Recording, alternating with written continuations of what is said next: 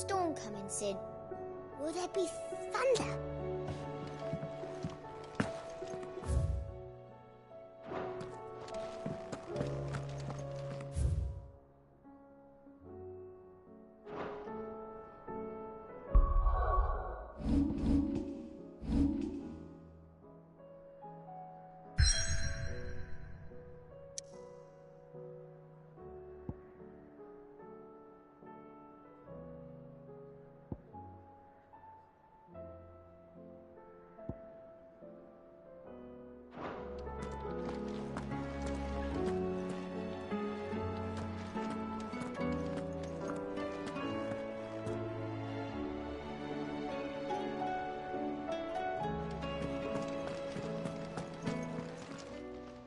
Knowledge hoarded is knowledge lost.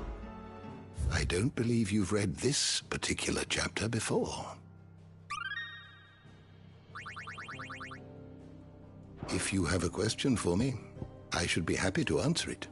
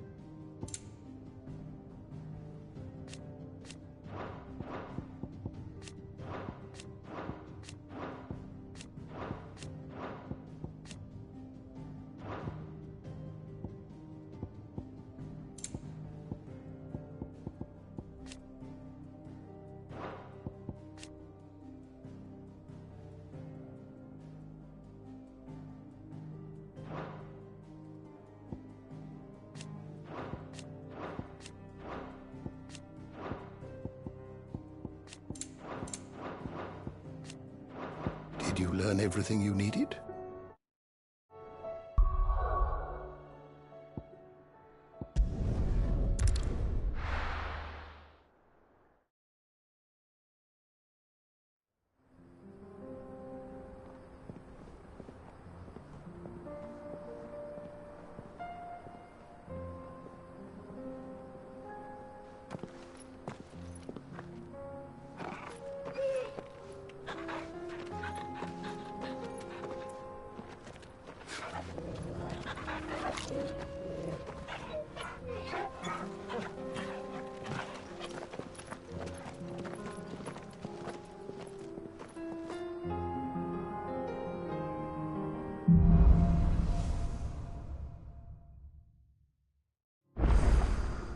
It's like a dream.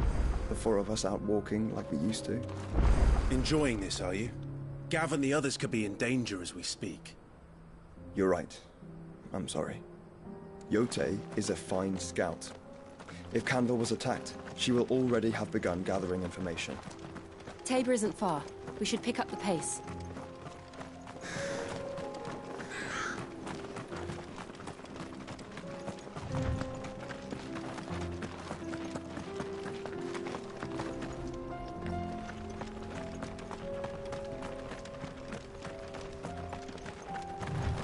We can use the ruins to cross the ravine.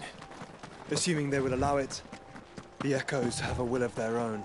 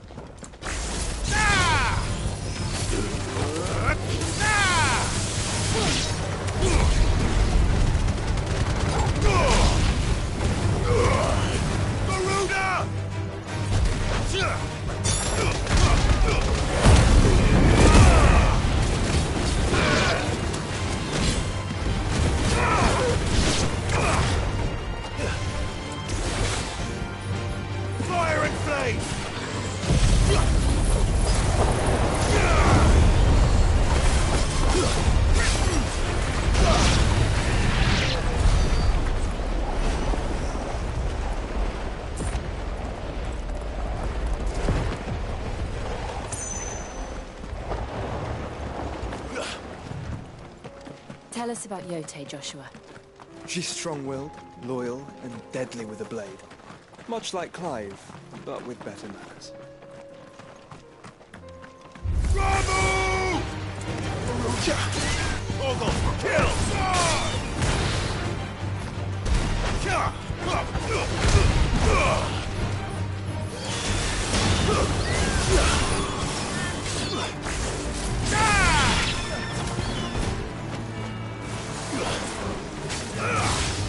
It's over!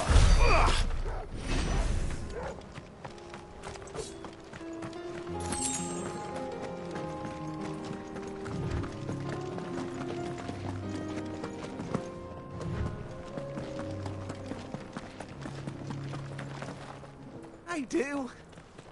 Where are you off to now, then? Bound for the Free Cities, perhaps? Oh, No need to say if you'd rather not. We all have our reasons. Ain't exactly feeling like sharing with strangers myself at the mo. Truth be told, I could do with a bit of inspiration. Don't know which way to turn no more. Was doing a roaring trade back in Oriflamme. Right up until the poor Drake lost her noggin.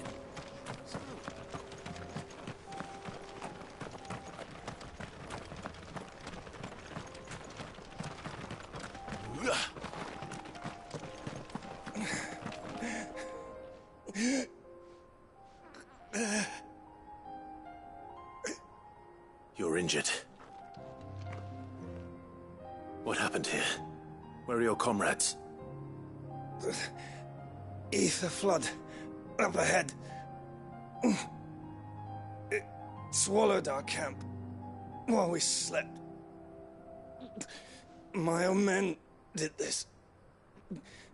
Turned every last one of them. There's a village not far from here. Tabor. The people were kind to us. It's only a matter of time before they won't stand a chance. We can't let those monsters reach the... I'll go. You catch your breath. Thank you. Our encampment is up ahead. Just off the track. They must not reach Tabor. Forgive me, Lord Kuka. Rest well, soldier.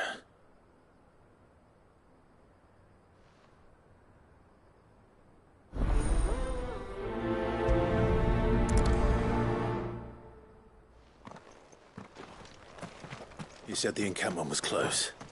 Let's hope the Akashic are still there. Good girl.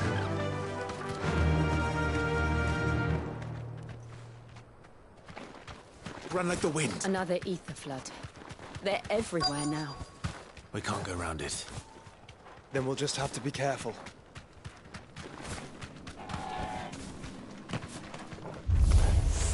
Good. I got here in time.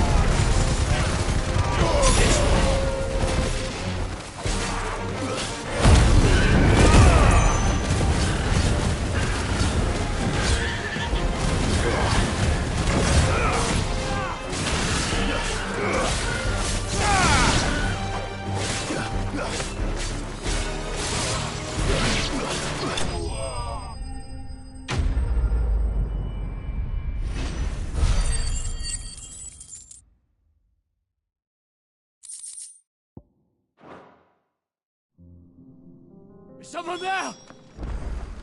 Please, I can't move my leg. That doesn't sound like an Akashic.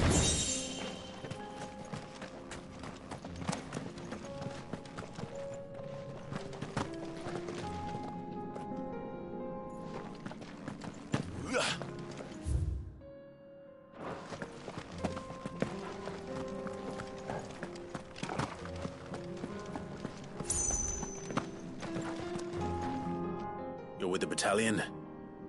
I am. I heard the fighting. Are the others? Taken care of. One of your brothers in arms told me what happened and asked for help. Another survivor? Where is he? Tell me.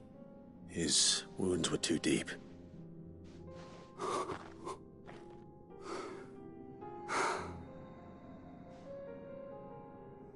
He was right to send you. Those things. You slew are no longer my brothers. Tabor is safe thanks to you. Here, you've earned it.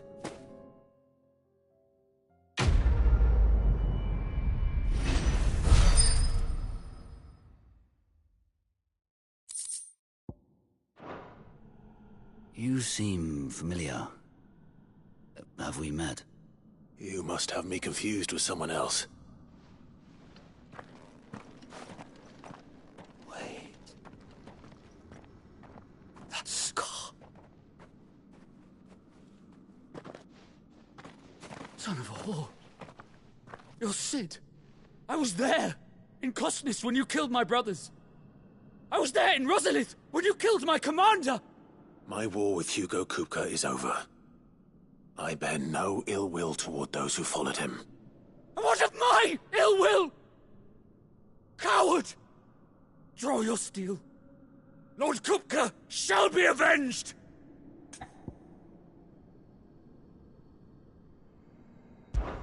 When your wounds have healed and your head has cooled, come and find me if you must. Though I hazard your life would be better spent in service of those who need it. Or have you forgotten your oath to the Republic? My oath? What would you know of oaths? I know how hard they are to keep. Which is why I'm giving you the chance to keep yours. No. I won't be deceived. Lord Kupka told us of your crimes. You are an outlaw. A murderer, not some... Man. Like you or anyone else. I am nothing like you. But if you're not gonna kill me, then go. Leave! Just know that I will find you, Sid. Someday.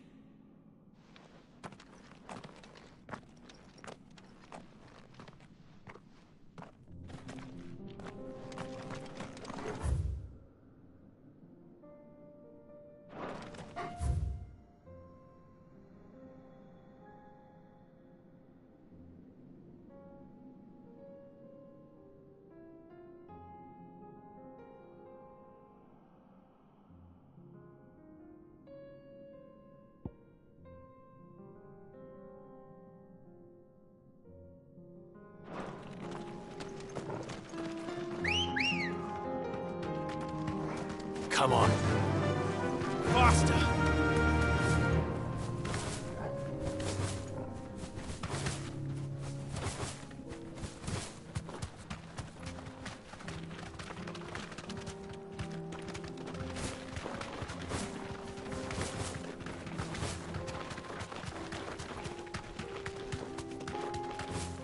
We're not alone.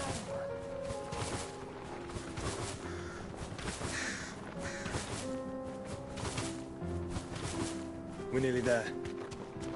Have you been to Tabor before? There are a few places I haven't. No need to ride from here.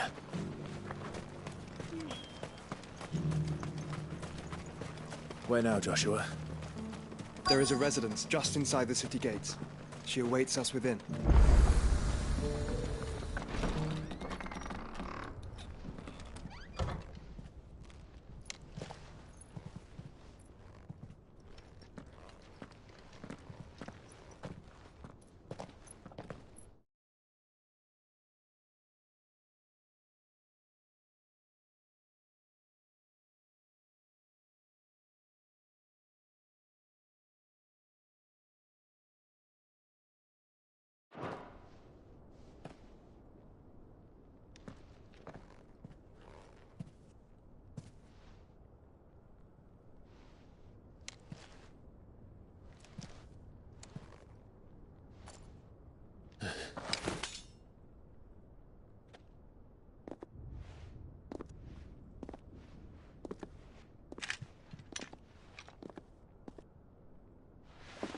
My Lord Marquis, it is an honor.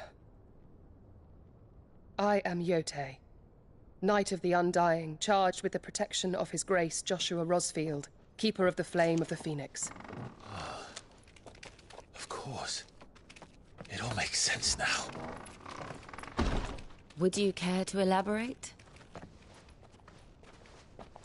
The Undying are loyal servants to the ducal throne. Or more specifically, to its heir. They have served our family for generations, albeit from the shadows. Since their inception, they have been tasked with the preservation and enactment of the rites of ancestral communion. After the events at Phoenix Gate, it was the Undying who delivered me to safety. And since the day I left...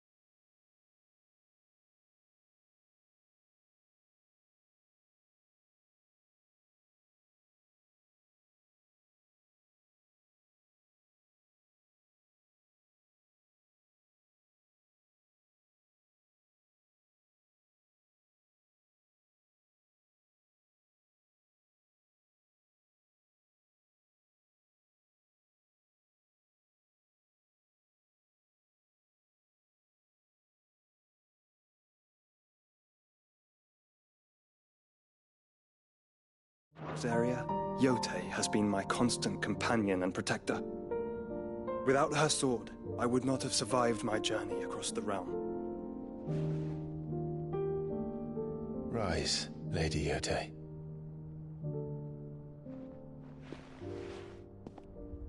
You saved my brother. I owe you a debt I can never repay. I but did my duty. Come now. Tell us what you've discovered. Your Grace. It is as you feared. The vessel we spied off the coast of the Crystalline Dominion on the night of her fall. It was the Einherjar. Beyond any doubt. The Black Galleon. Joshua, the Einherjar is the Royalists' flagship. What business would they have in the Dominion? Upon learning of Waloed's involvement in recent events at Drake's Fang, I sensed the malign influence of Ultima, and bid Yotei and the Undying look into the matter.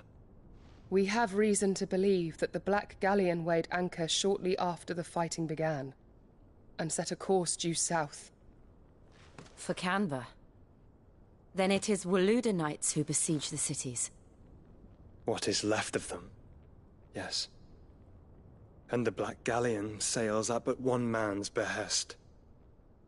Barnabas Tharm.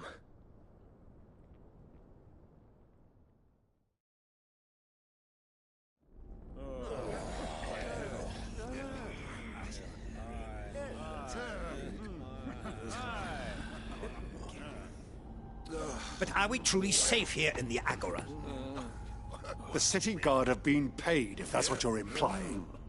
All the more reason for them to run. Well, you are free to leave, Lord Minister. Markets abandoned, warehouses aflame, blackened hulls choking every port in the capital. Canva is ruined. The realm teeters on the brink of chaos, and all you can think about is commerce! Forgive us! We were not aware Dhalmekia now subsisted on charity! How dare you!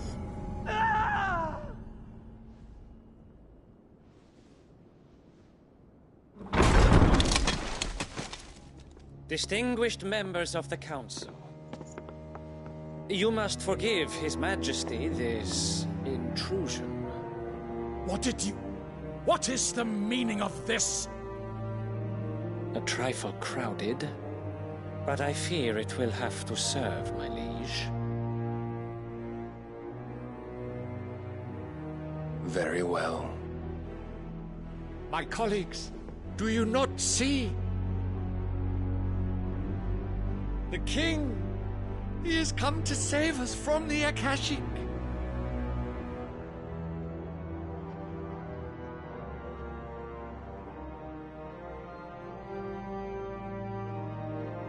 He is a gift from the heavens, divine intervention, our very salvation.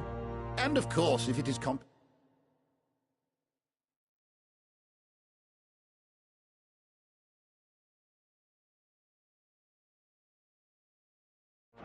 he requires, we would be most willing to negotiate a fair price for services rendered. Fools. Your ignorance unbecomes you. Your Majesty, correct me if I'm wrong, but I would swear that the fiends washing the cobbles of Canva with the blood of her citizens wear the colors of Waloed. Ha! So you do not deny it. Guards, fetter them, and see our guests to the dungeons!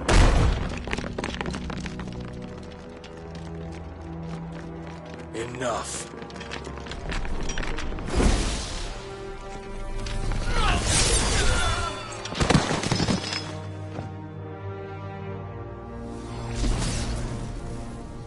Pathetic creatures.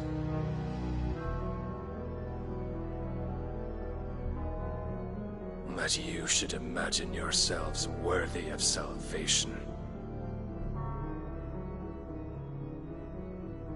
The girl is still here, somewhere in the city, her consciousness fair dripping with her late father's hubris. A consciousness to which Mythos is inextricably bound and inexorably drawn. See that he is made welcome. Yes, Your Majesty. Come, Mythos.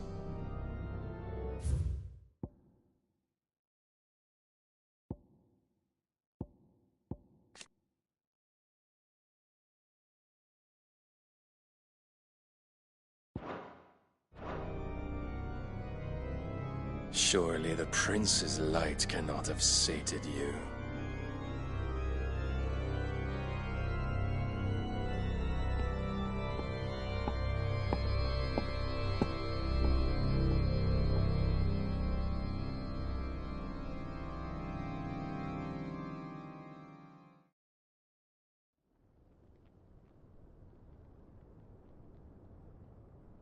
So then, how long has Waloed been under Ultima's control? How long indeed?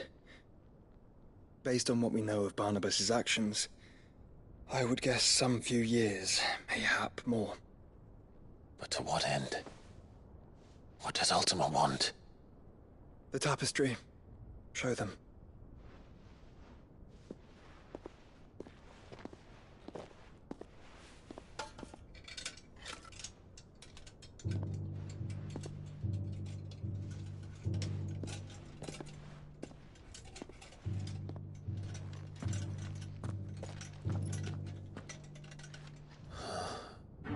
By the flames. Phoenix Gate, Drake's Breath, and now here.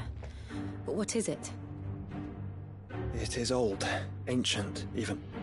Naught remains of the faith it represents, save what can be gleaned from the image itself.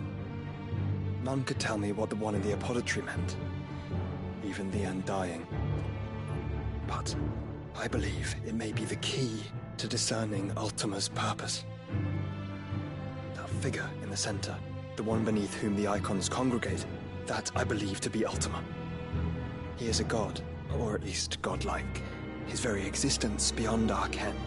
The icons, and by extension their dominance, are meant to be his subjects, and while some, like Barnabas, have accepted this role, others have rejected it, like you, Clive, which is rather inconvenient, as it appears he needs you most of all.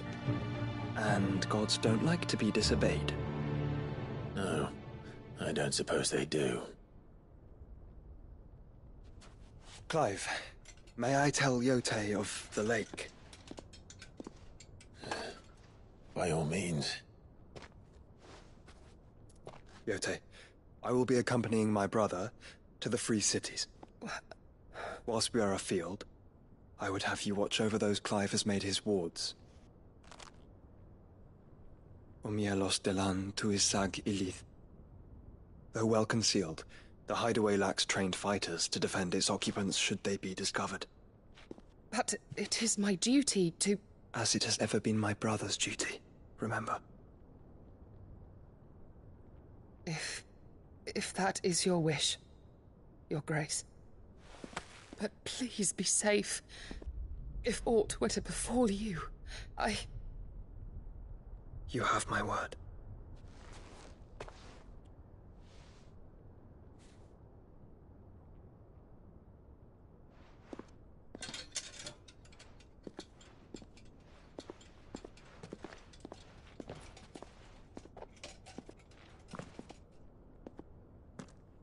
Farewell, my lord, my lady.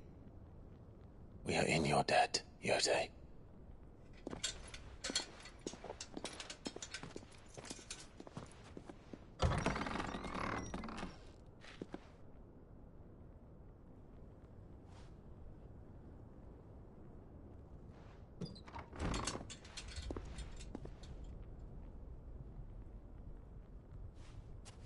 Let's find our friends.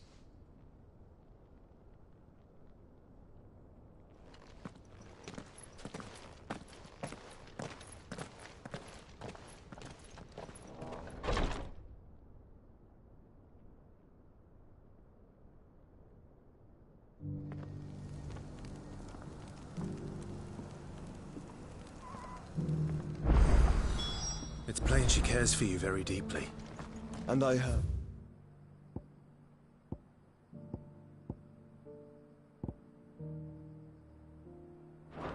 Which is why I had to let her go. Opportunity beckons. Who among you is bold enough to heed her call? Is that blade for hire, perchance?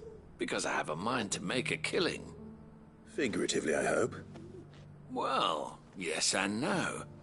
A passing caravan carried with it a rumor most fortuitous for one in my trade, that an elder Dread Evis had been sighted in the fields of Korava. Dread Evis are aggressive beasts. Compelled as they are to acts of violence, few survive to maturity, but those that do develop a hide of phenomenal value. A hide you want to sell? Eventually, yes. Though I would have it tanned first that it might be crafted into marvels the likes of which the world has never seen. Dread Evis skin is a rare thing indeed. But the worked hide of a well-aged beast, now that would fetch such coin that Gilbert himself might weep with envy. Bring me that beast's skin, and I will share with you the bounty of our combined labors. All right. I'll hunt your Evis. Of course you will. When one lives in such troubled times, it is a fool who lets opportunity slip his grasp.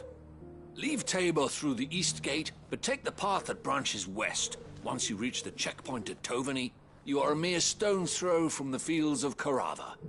I eagerly await your safe, and above all, triumphant return.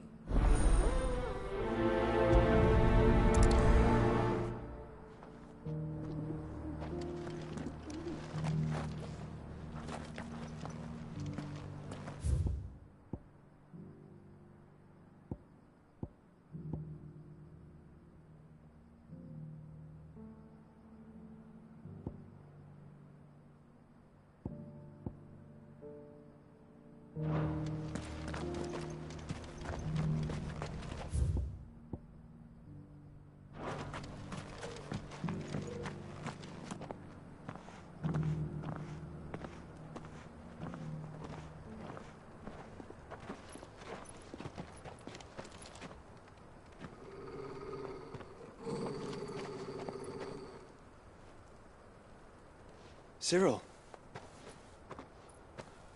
How fares the search?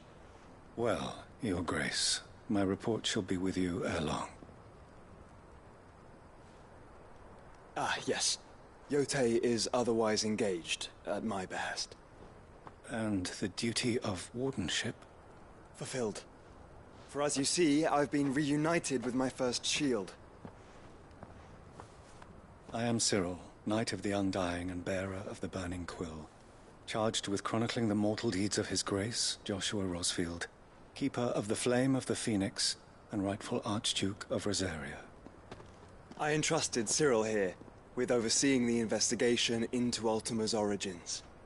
Findings from his brothers and sisters afield are delivered here to be collated and catalogued. Just how many Undying are there? Not nearly enough, milady. Yet we are glad to give our all in service to the Phoenix.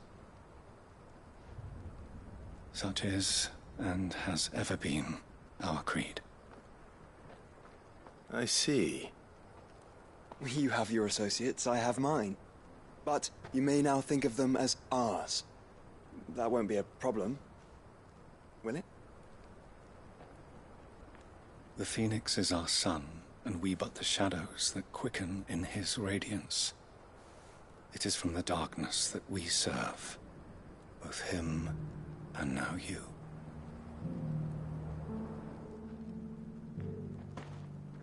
Pray accept this token.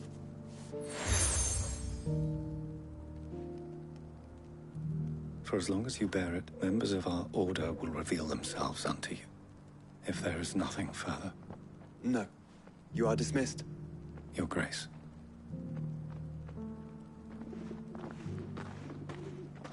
To Canva, then. We'll talk about this later. Cyril seemed very, You certainly keep strange bedfellows, Joshua.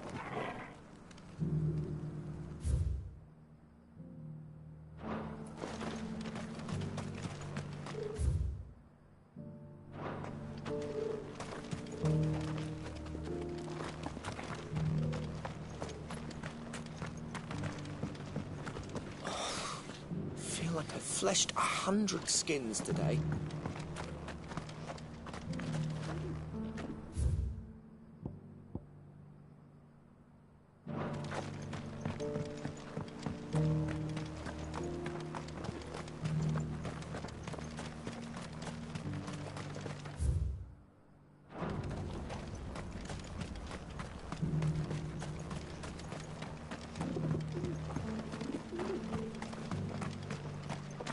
Stand back, friend. You don't want to get this stuff on you, believe me.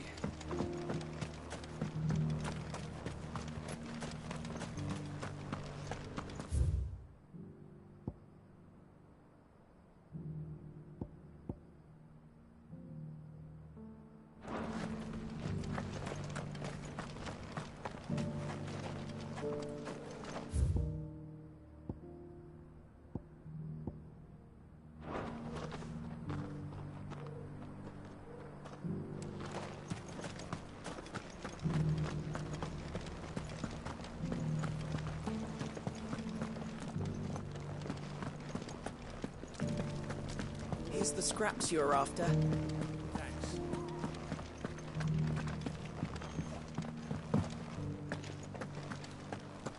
Careful how you pack that leather. Any creases or scratches. You there! Finally. No one was paying me the slightest heed. Is something wrong? At the university, the students would hang on my every word. Sadly, this far from home, I'm just a vagrant greybeard. The university? You're a scholar. A specialist in ancient cultures. The most accomplished in all Valisthea, some have said.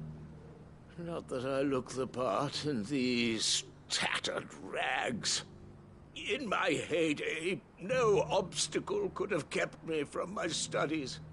Yet here I am, a wizened windbag, bested by the many steps of Tabor. The answers I seek lying just beyond my enfeebled reach. Would you do an old man a kindness and brave the stairs in my stead?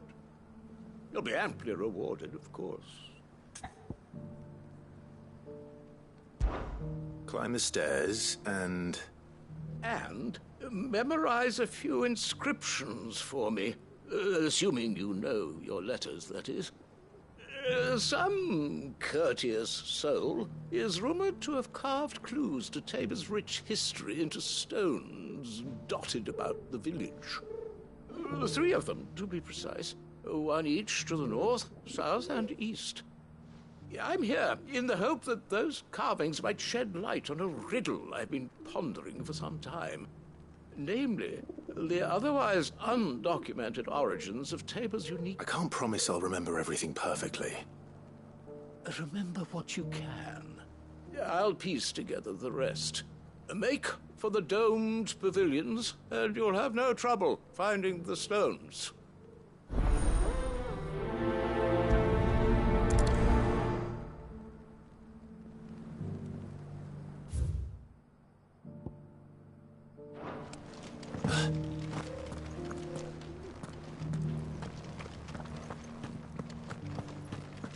Careful how you pack that leather. Any creases or scratches.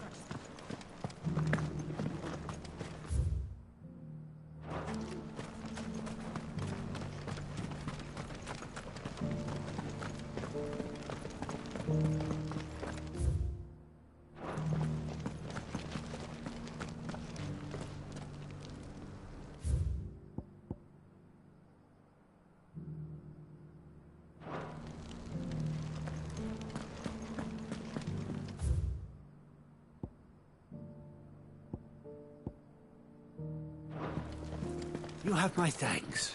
Without your medicines and wisdom, Tabor would be but a shadow of itself. It is the least we can do in return for your generous hospitality.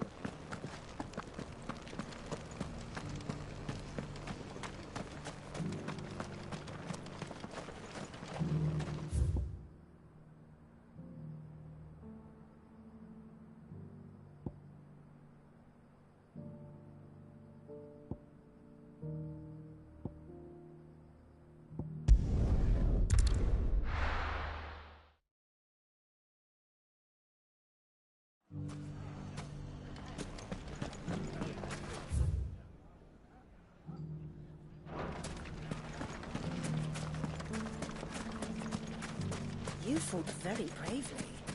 Fascinating. But how is it you know? Safety of the town is in our hands now. We mustn't let Dalimil down.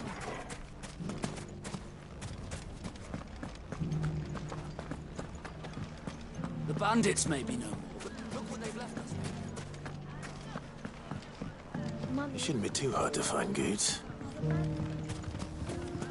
The gentlemen of the town guard is...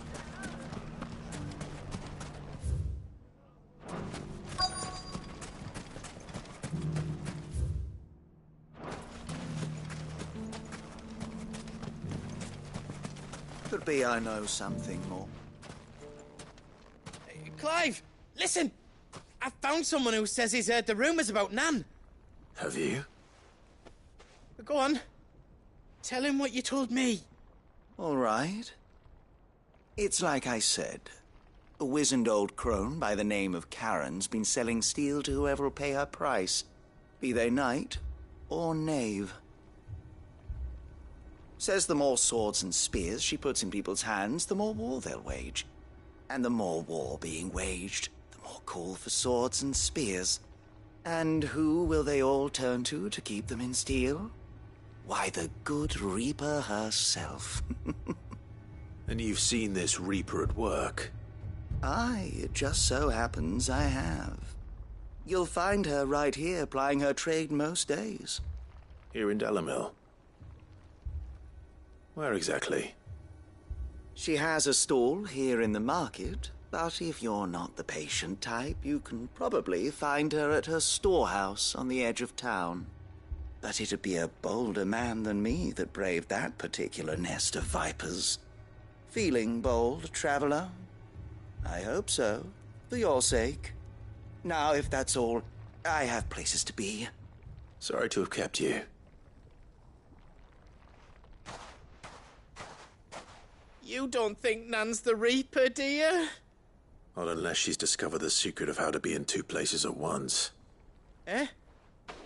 What do you mean? Lady Karen hasn't left the hideaway in weeks. So who has been running this store he spoke of? Good question. I'll go and have a look. And I'll visit this storehouse on the edge of town. All right, but be careful, Clive. You too, Goots.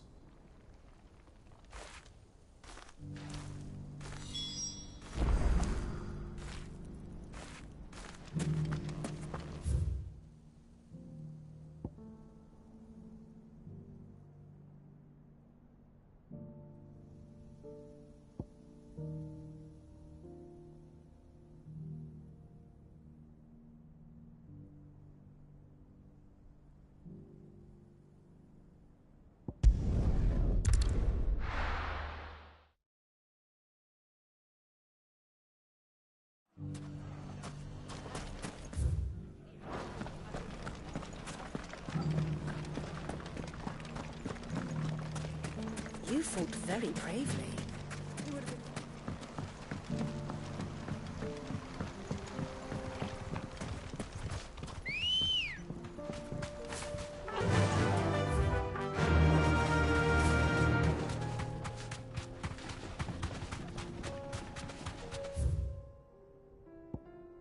Time to brave the Viper's Nest.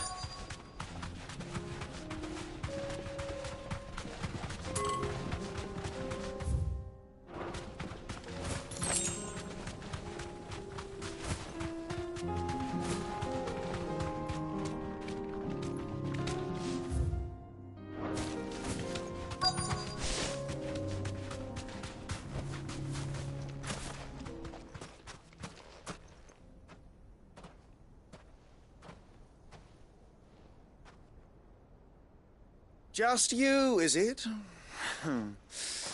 Thought I might have laid it on a bit thick. It was a fairly unconvincing tale. So, what now?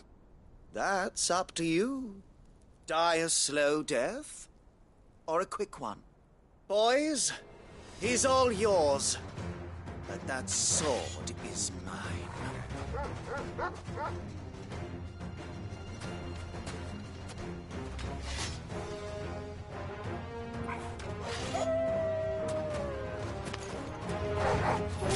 Leave now, and we could pretend this didn't happen.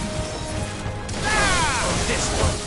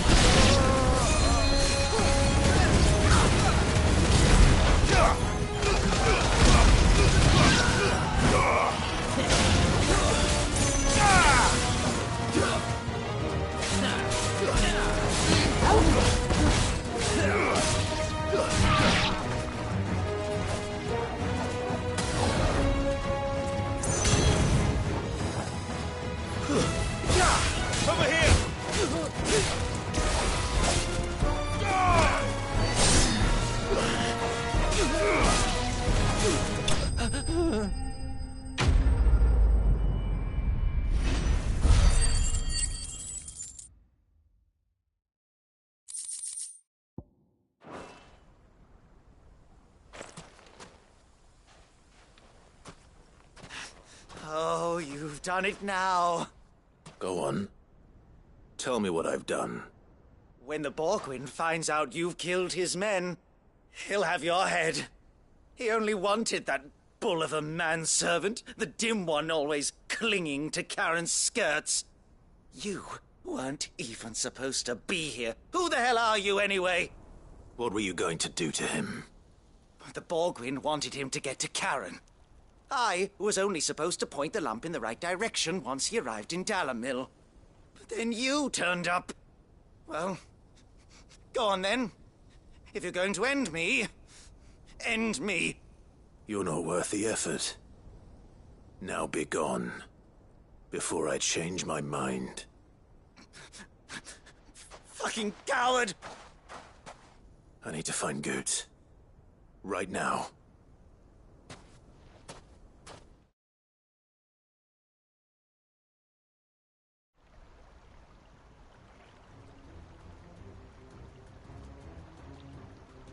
Get your filthy paws off me, you naughty-pated lout! Stop calling me names! And stop spreading them horrible lies about Nan! Well, that will be easy enough. For they are not lies. Every last word is true. And she must pay for her crimes in blood. Blood? Goot, are you all right? He's gonna kill Nan! He said she had to pay in blood! After what she did, it is only right.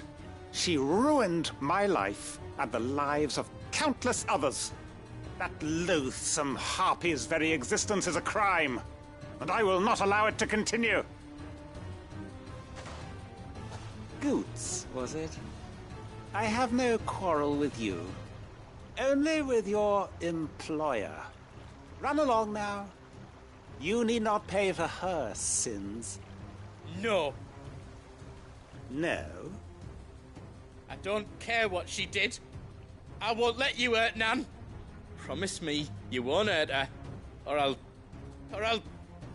kill you myself! Goot, no. Enough, all of you!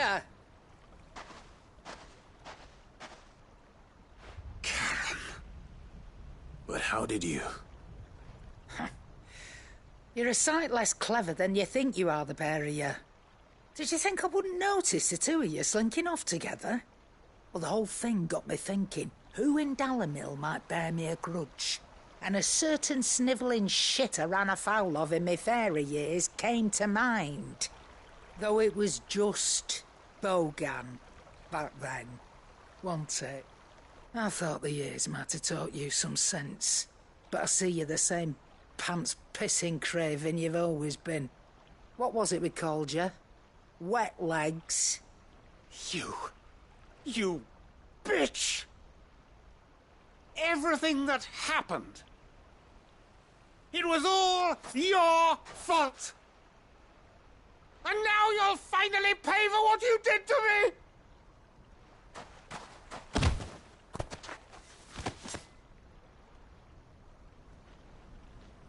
Gooch, you... If you want a piece of Nan, you'll have to go through me. Fuck! You great galoot. Out of the way, I can handle this myself. So, wet leg.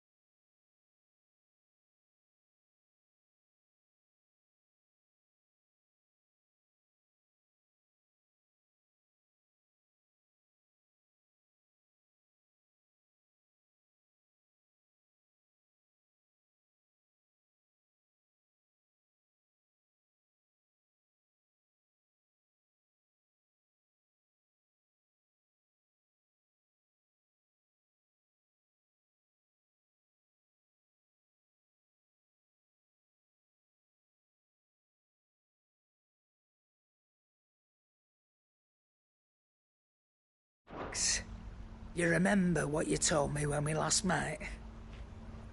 An eye for an eye. Wise words, Sam. Wise words. And now, it's time to collect.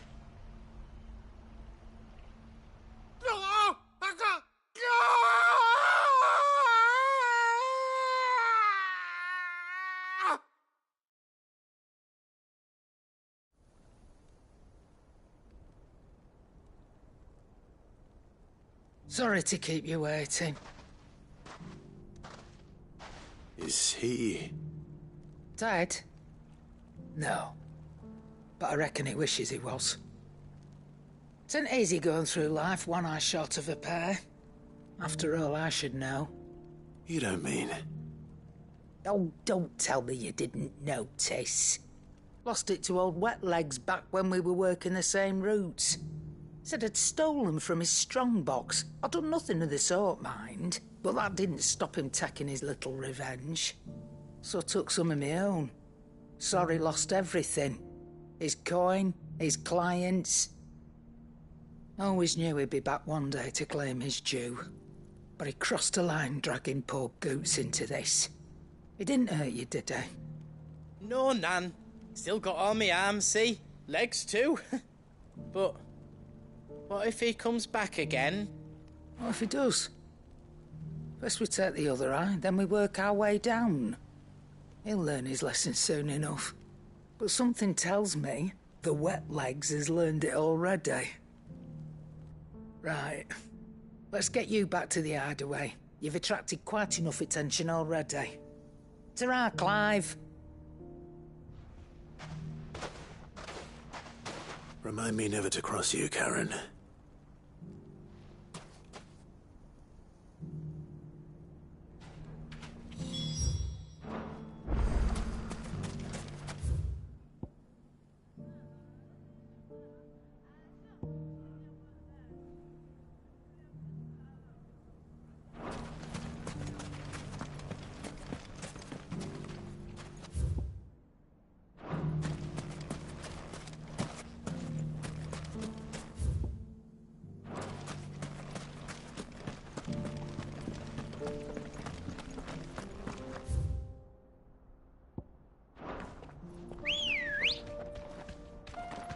Come on.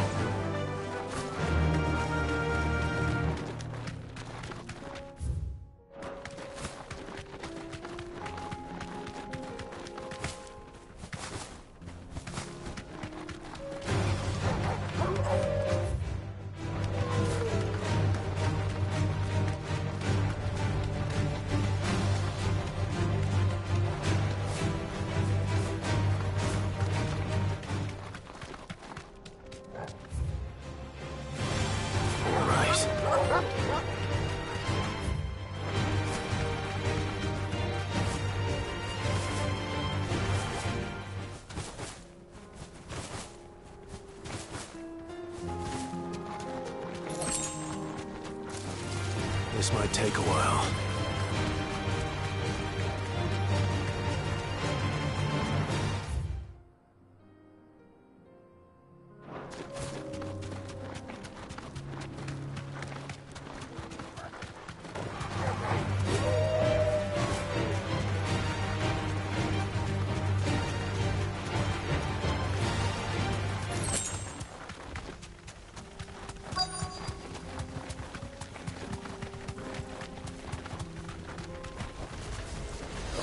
He may be.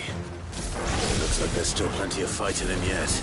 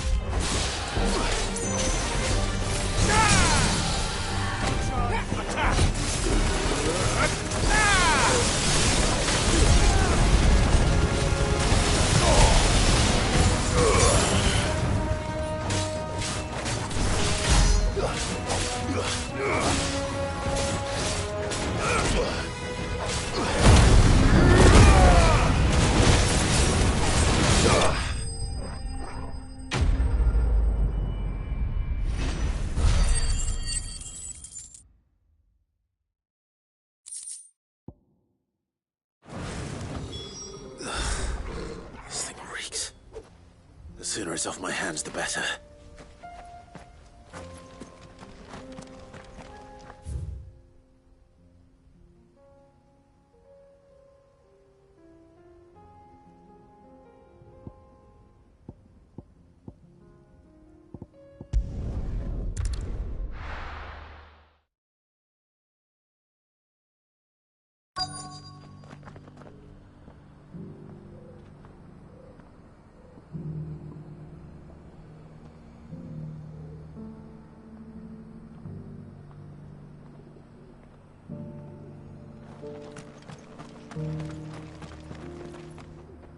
Here's your hide, as requested.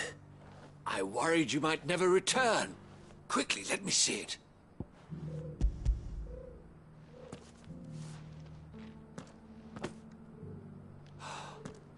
Oh, as supple as a maiden's cheek, yet as adamant as her virtue.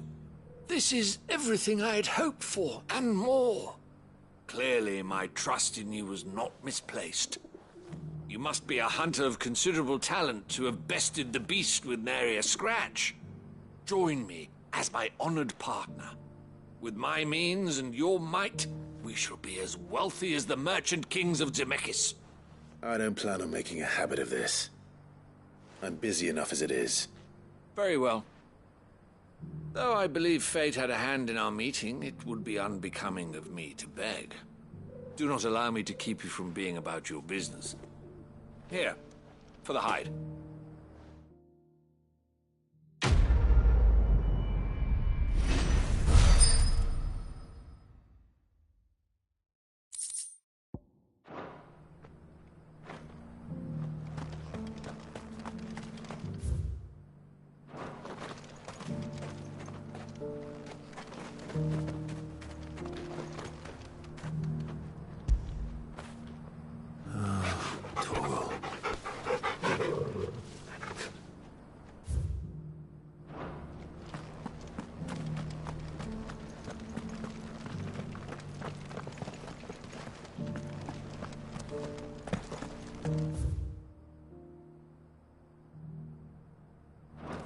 Here's the scraps you were after. Thanks.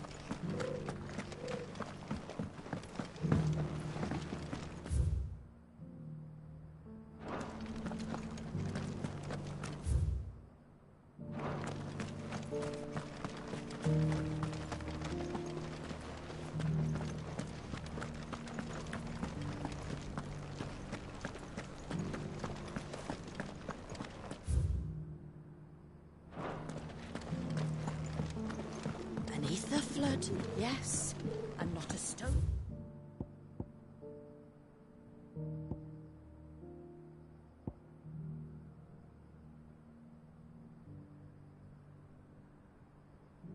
Throw away.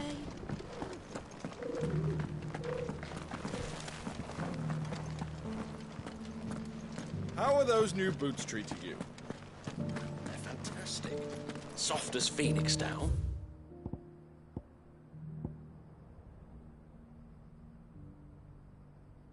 But tough as...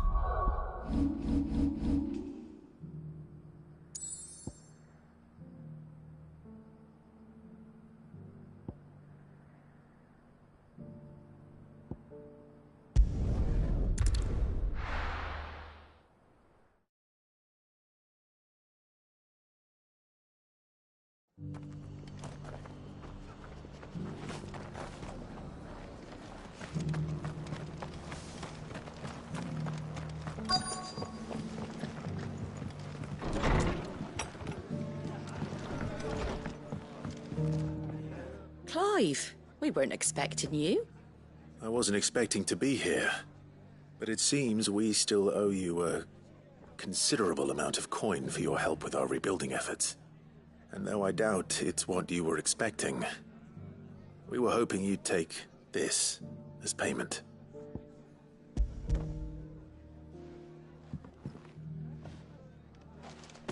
A star ruby? I can't accept this. It's worth at least twice what you owe me. More if you can find yourself the right buyer. Think of the difference as interest. Interest? If word got out I charged that much, no one would ever borrow from me again. Anyway, why are you the one here asking me about this? I'd have expected Otto. Bit much sending the Lord Marquis out to settle your debts, isn't it? The old goat working himself to death again. Something like that. Most days I think he's the only reason the hideaway's still standing. Same as always, eh? Back when the place was nothing but a twinkle in the eye of a recently retired Lord Commander, word is he was the first one Sid reached out to. Probably knew that without his strong arm and level head, the idea would never get off the ground. Sid may have been the face of the hideaway, but Otto's always been the backbone. And when Sid passed away, we were all worried that would be the end of it. That Otto would just give up. His death was hard on everyone. But it must have hit Otto hardest of all. But he didn't give up, did he? Quite the opposite, in fact. If I recall, he was the one who nominated you as Sid's replacement, and rallied the rest around you. I reckon what he saw in Sid, he saw in you too. And don't we all? Doesn't hurt that you're half as stubborn and twice as handsome, neither. That, and you keep good company. I suppose I do.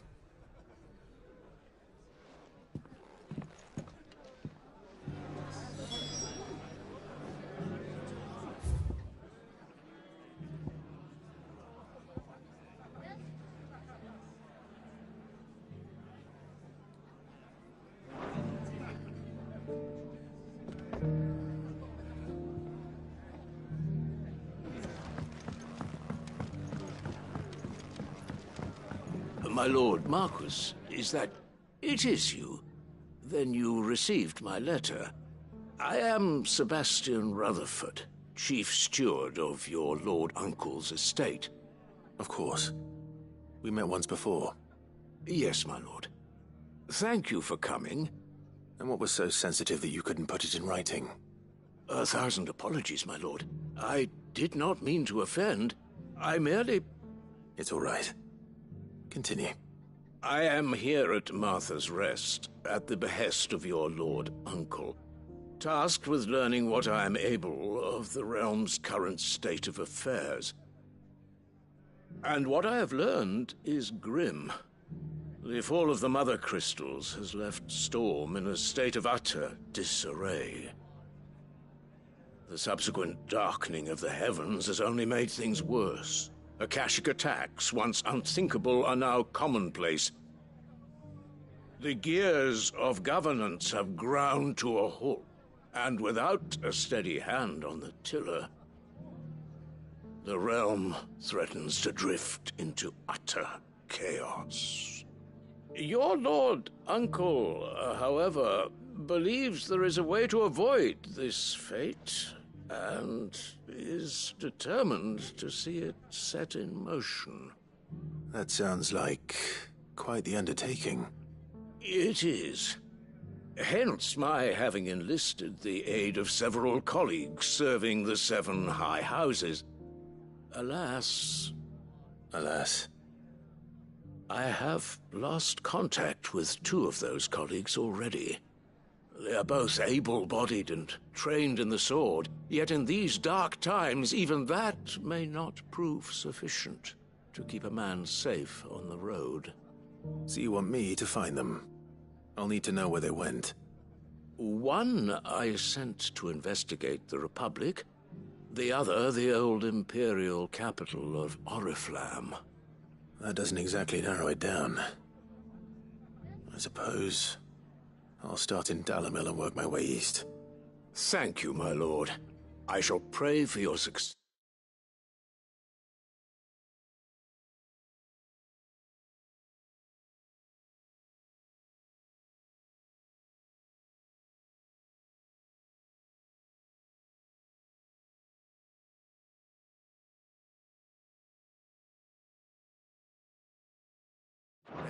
And safety.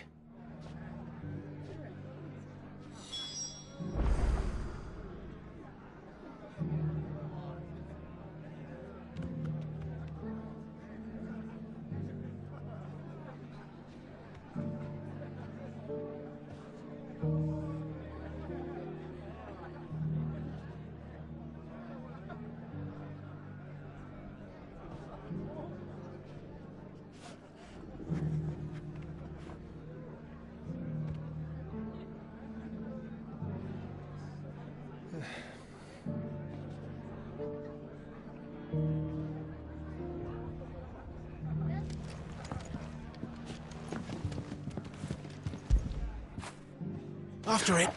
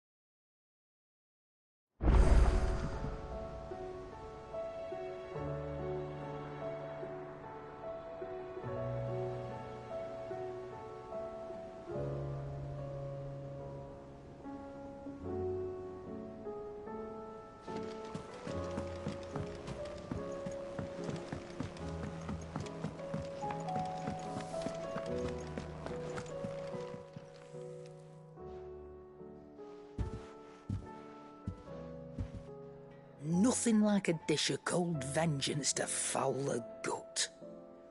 I'm sorry, Nan. I didn't mean to make things worse. I just thought I had to protect you. Like you've protected me. Aye, well, someone had to. Your parents certainly didn't give a whit for your well-being. Reckon the both of us would be worse off if I'd not taken you on. You've always been me right eye, Goots. And I'd have you stay that way. So don't you dare go looking for trouble again. Well, I will. If you ever need help, I'll do it again and again, and you can't stop me. Why, you big lump. Fine. Play the hero if it makes you happy. Thanks, Nan. I won't let you down.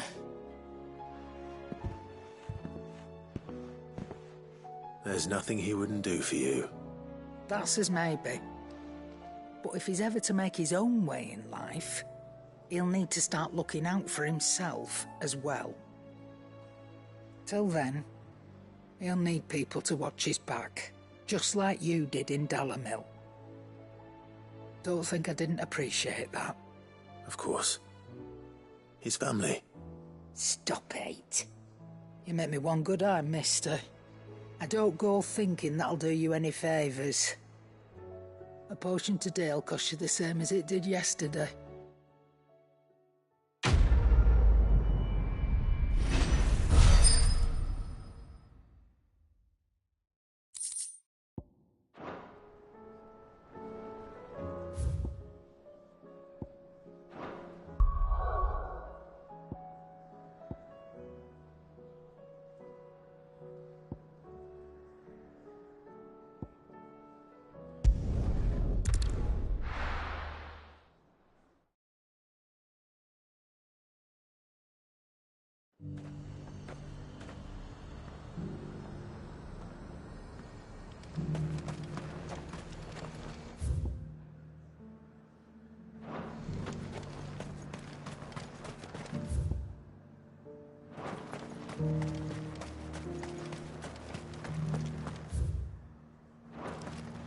There were ghosts at the gates not days ago.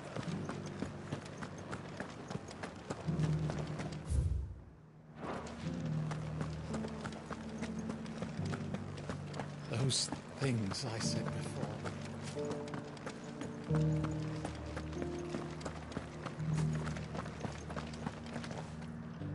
Milady, I come bearing gifts. Gifts? Whatever is the occasion.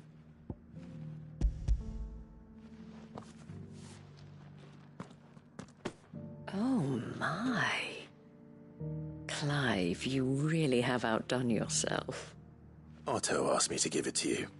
To settle the Hideaway's debt with the Veil. And to compensate you for the time it took us to do so. You disappoint me, Clive. I thought you might finally be warming to me. Tell Otto he can keep his baubles. I tried to tell him as much the first time around. The man owes me nothing, nor does the Hideaway. My contribution to the restoration effort was made freely and willingly. It was the least I could do. You once told me Cid did you a kindness. I'd like to do the same. Please, accept it. For my sake. And for Otto's. For all of us. For all you've done. It is rather fetching, isn't it? Very well. Otto is lucky to have you, Clive. I doubt anything could ever replace his son. But you and the others at the hideaway are the closest thing he has to family.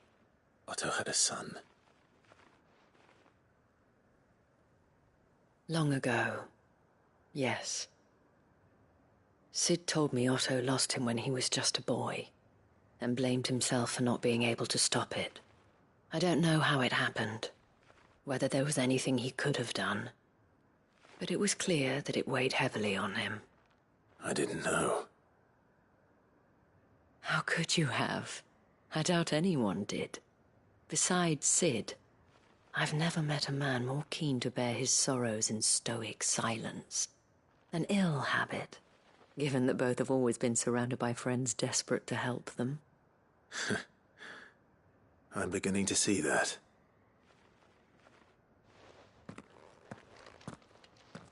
Gob will want to know the stones were delivered, if he's still with us.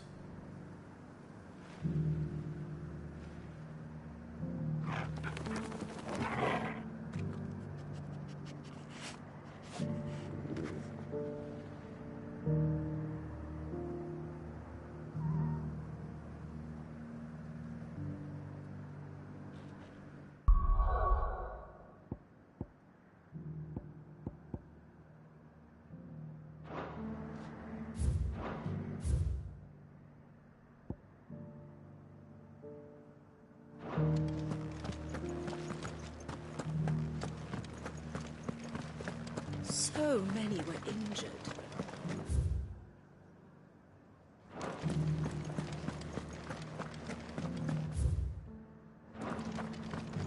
We're still alive, aren't we?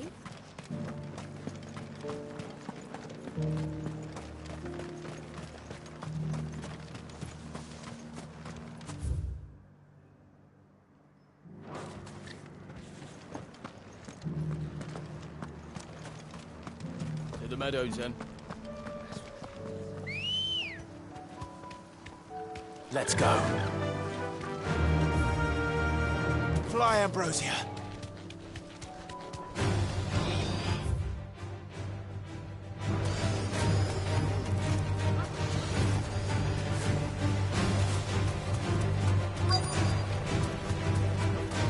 Ogety said I should be able to find what I'm looking for somewhere nearby.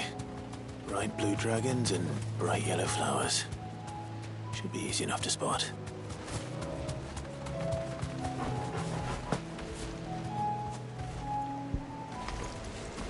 This must be our wyvern. All right. Let's get this over with.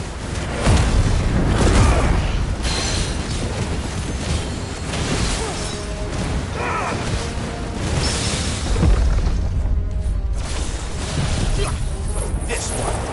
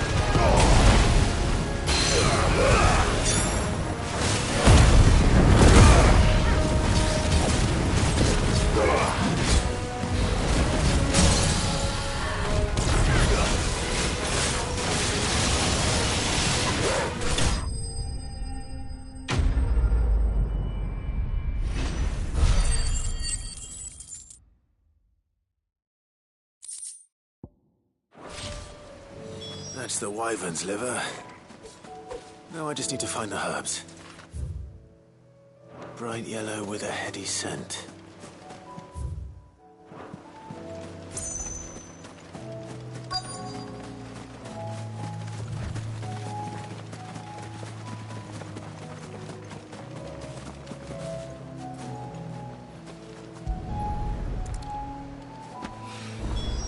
I think that's everything Molly needs to resurrect her recipe.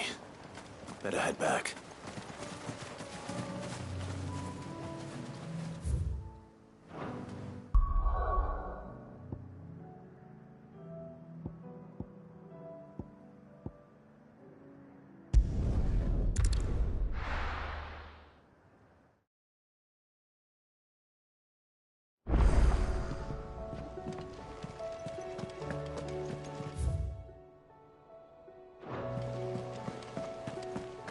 Did you see that? Tell me you saw that.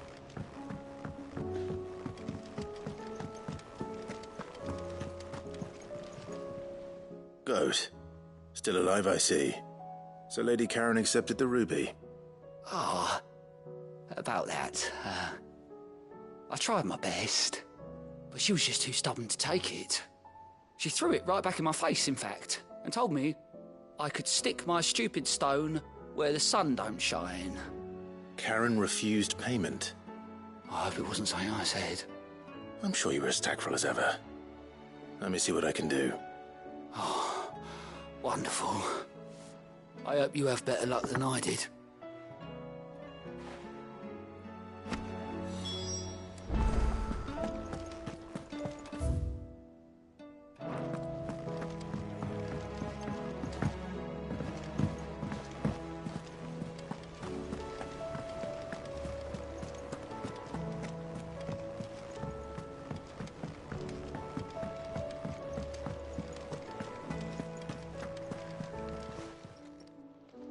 Lady Karen, Goad tells me you weren't happy with our offer. Would you prefer the debt was repaid in coin? What debt? I don't recall lending any of you lot me hard-earned gil. I may have tossed a talent or two in the Hideaway's coffers, but those were donations, and you can hardly call it charity if you go asking for it back. Of course not. But one good turn deserves another. And our circumstances have changed. Surely you wouldn't shun the gratitude of a pauper who happened to have become a prince. Oh, so you're a prince now, are you? Fine. But I'm selling it and taking what I'm owed, then you're getting the rest whether you like it or not.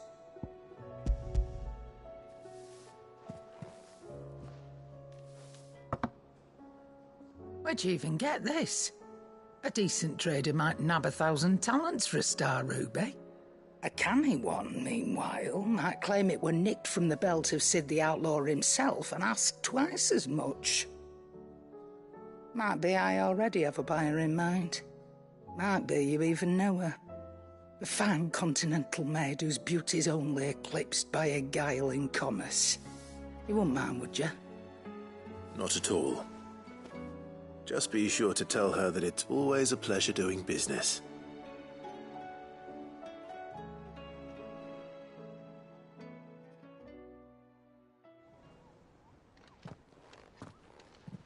I hear you ended up delivering all 3 stones. Thanks to this lump. I sometimes wonder what I pay you for. Speaking of which, I still haven't been paid last month's wages. Oh, so you remember what's owed to you then? Get your ass behind that disc of yours and don't get up before those ledgers are square. Right away.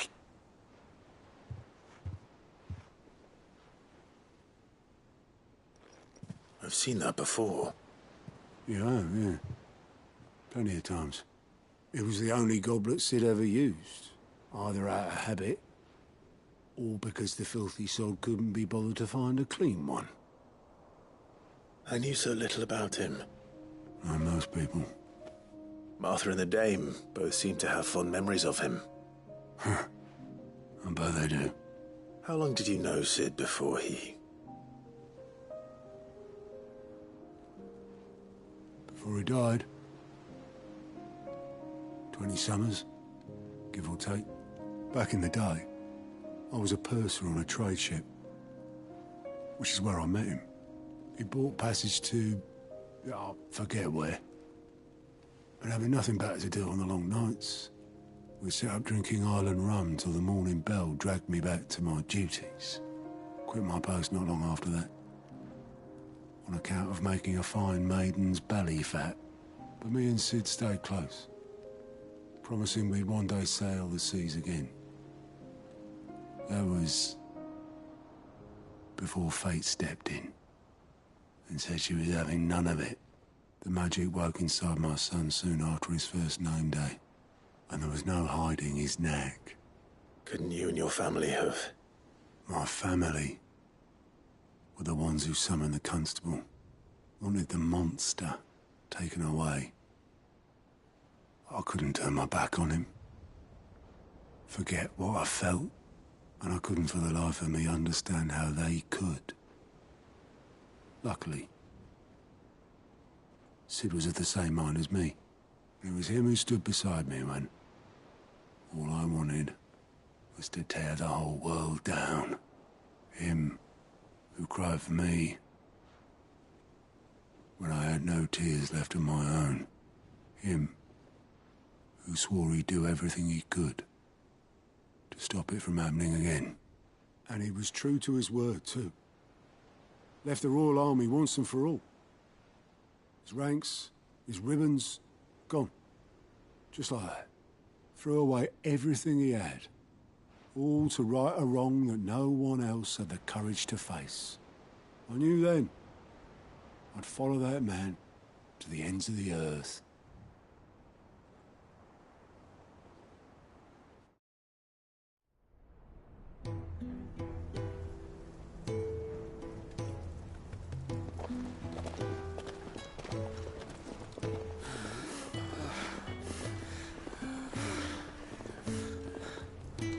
He was always too clever for his own good, was Sid. Saw the world for what it really was, while the rest of us were content to go along with the lie we were shown. And it can't have been easy, bearing that burden alone.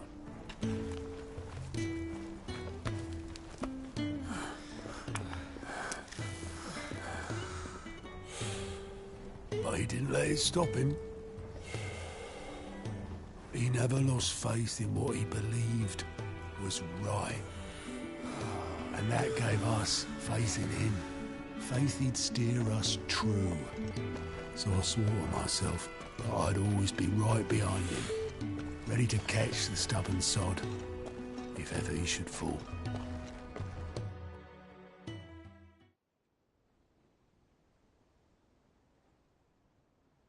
But I couldn't even do that.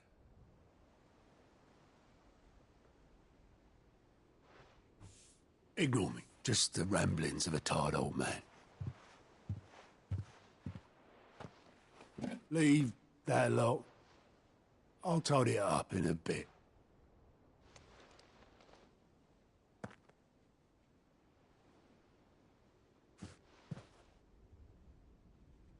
This is Sid's handwriting.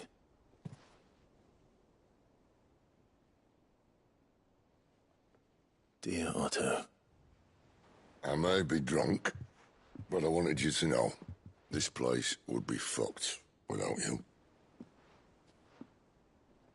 Love you, you grumpy old sod.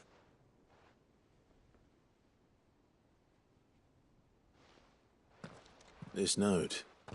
Hmm? What about it? Sid was right. Without you, we'd all be lost.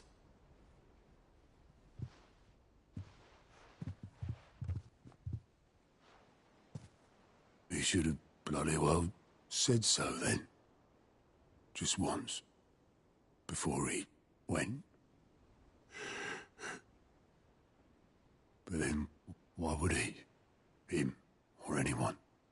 I'd only have told him to piss off.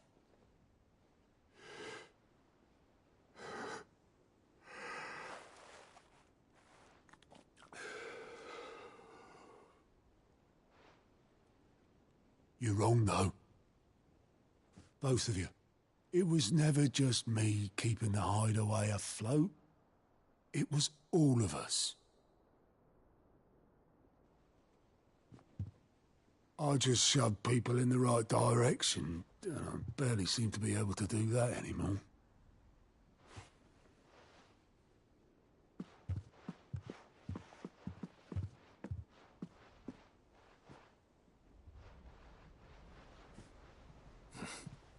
Would you rather go at the helm? Well, maybe I've got a few more years left in me.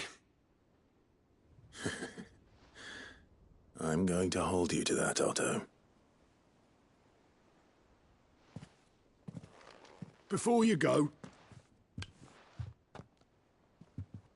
Sid would have wanted you to have this. But that's...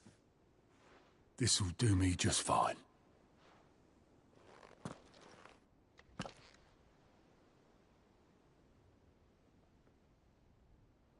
Thanks for the ray of sunshine. I'll see if I can't pay you back. Already have.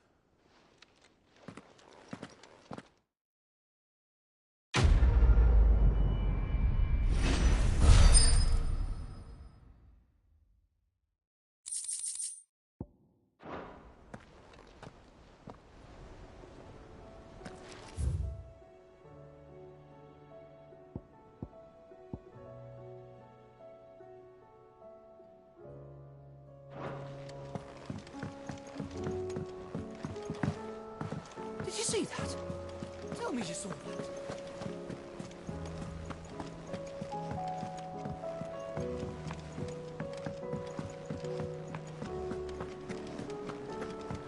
It seems the hideaway's lost its appetite. Can you blame them?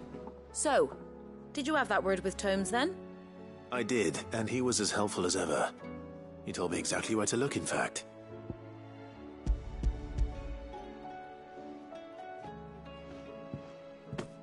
And what precisely will I be cooking up? Or is it better not to know? Blueback wyvern liver.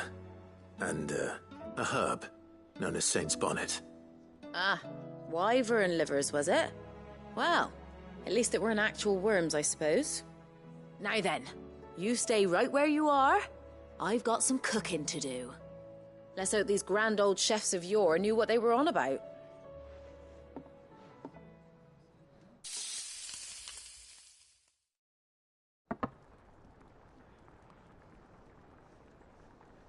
And here we have it. Fried mortress of skyworm. Ivan's offered to make sure it's fit for consumption. Well, I say offered. He as good as begged. And rightly so. Is there any higher honour than partaking in a slice of culinary history?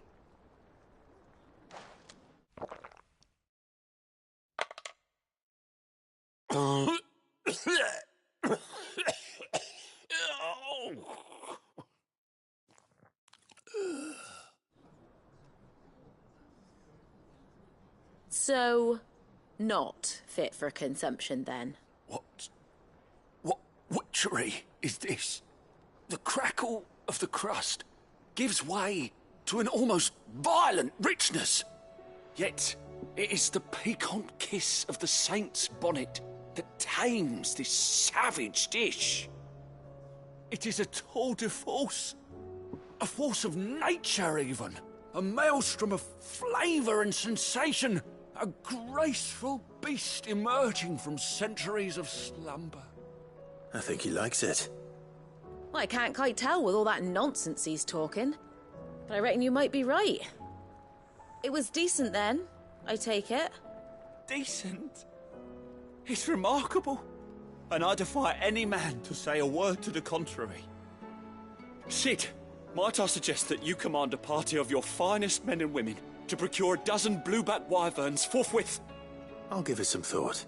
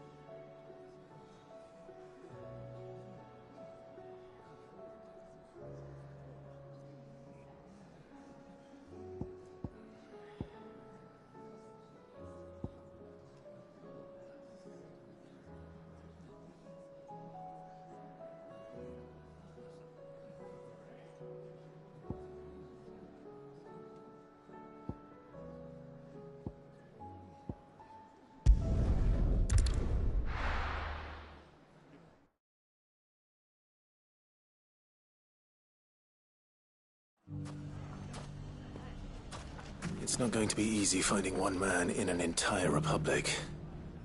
Let's hope someone here's seen something.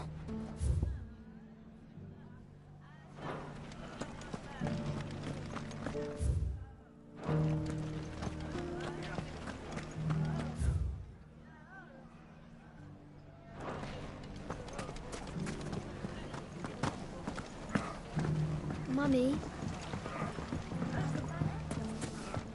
The gentleman of the town guard was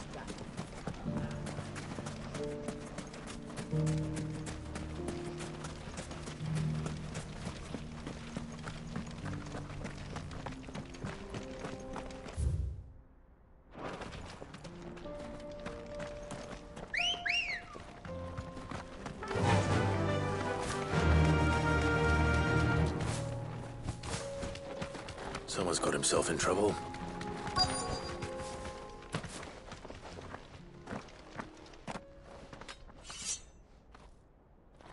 I don't see your master here, so you can start by giving us all the coppers in your purse. I already told you, I have nothing. Then maybe we'll take that pretty outfit and the steel you're wearing. Please! These men are trying to rob me! I'll deal with this. Thank you. You that one's master, then? If you'd kindly pay the coin he owes us, we can pretend you didn't draw your blade on Republican soldiers. Or you can go back to your garrison and I won't report you to your captain. Oh, you're more than welcome to. He hasn't had many visitors since we slit his throat.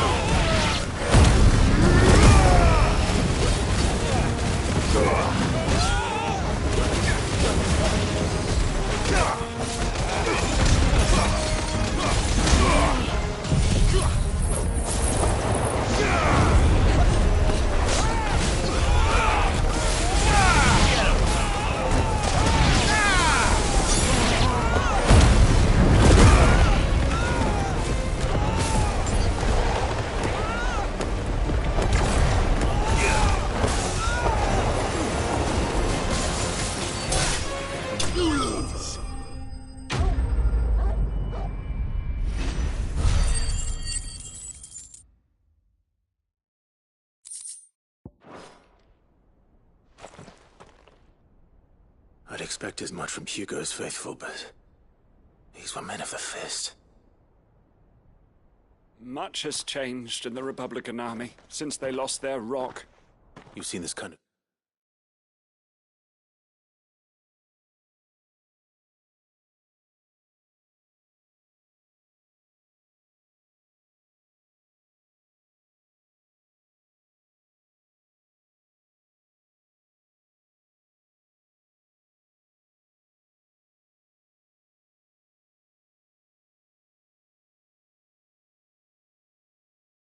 thing before then?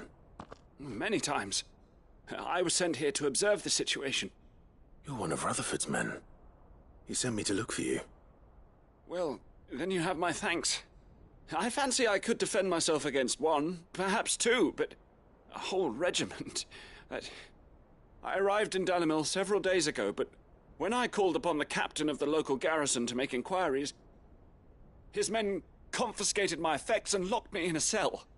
The captain is no more, and his men make the rules now. Fortunately, I was able to bribe my way free, only to be stopped again by those soldiers you so kindly dispatched. What of the Fist's Central Command? Surely they wouldn't allow such lawlessness amongst their ranks. I would imagine they are unaware of it. Most of the army has fallen back to the capital and hunkered down behind her walls. Those who weren't recalled now rule the fringes unchecked, answering to no one but themselves. Then it's worse than we imagined. You should return to Rosaria. It's not safe here. I'll find a caravan heading north. You won't mind if I borrow one of these soldiers' coin purses?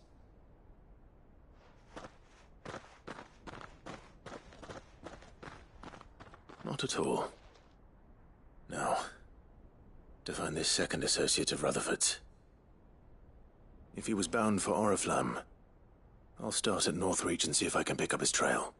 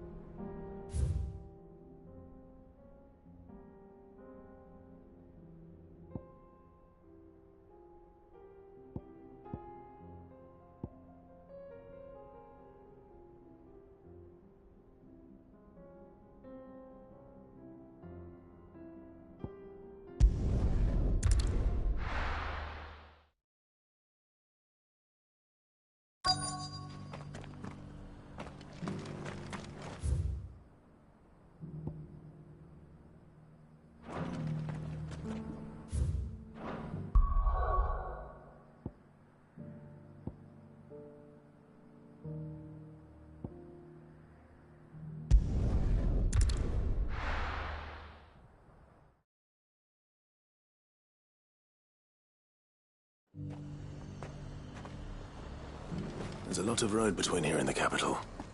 Rutherford's man could be anywhere.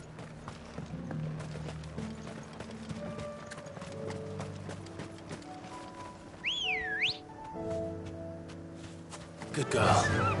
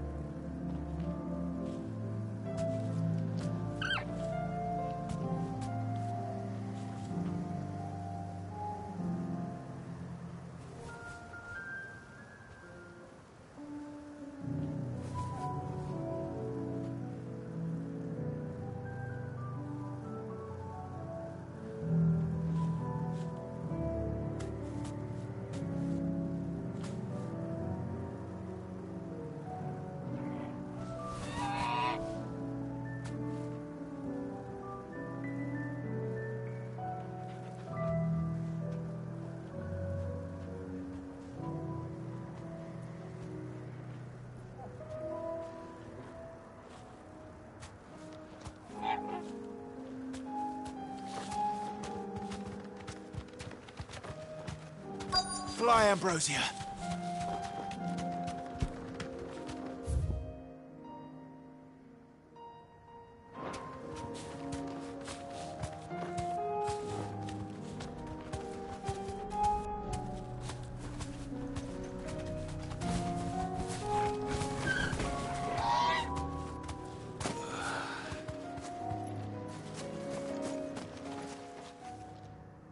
happened here? If you're with the others, they've already relieved me of my belongings. I'm not. I'm looking for someone who was sent here by a man named Rutherford. Then you found him. I am Alistair Rockford, attendant to the Lady Ariane of House Wellesley. Of the 7 high houses of Rosaria. It's been a long time since last I saw my great-aunt. Is she well? My Lord Marquis? Yes. Yes, she is. The Lady Dowager has granted me leave to assist your Uncle Stuart. I was on my way back from the old capital when I saw some villagers being robbed on the road here. Bandits? They looked more like field hands, but it didn't matter in the end. I did what I could to help the victims, but all it earned me was a pommel to the temple. Which way did they go? South, toward the gate. All right. I'll take care of them. Founder knows I've met enough of their kind. You head back to Northreach, visit the Vale, tell them I sent you.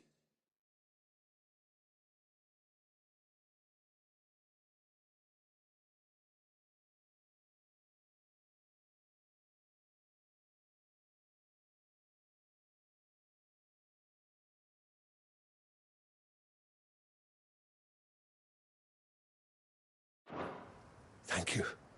I shall. Founder be your shield.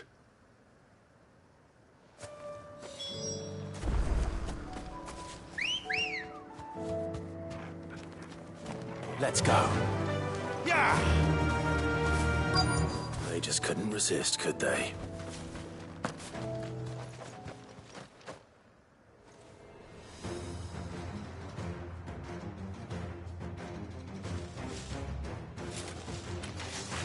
This one's ours, pretty boy.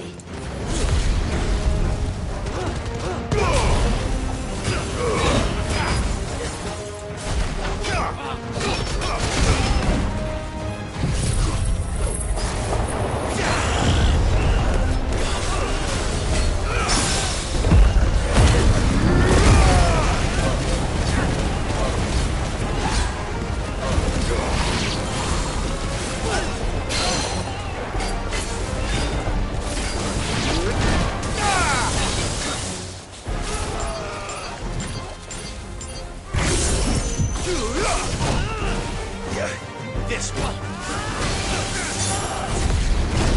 There's that boy. Over here.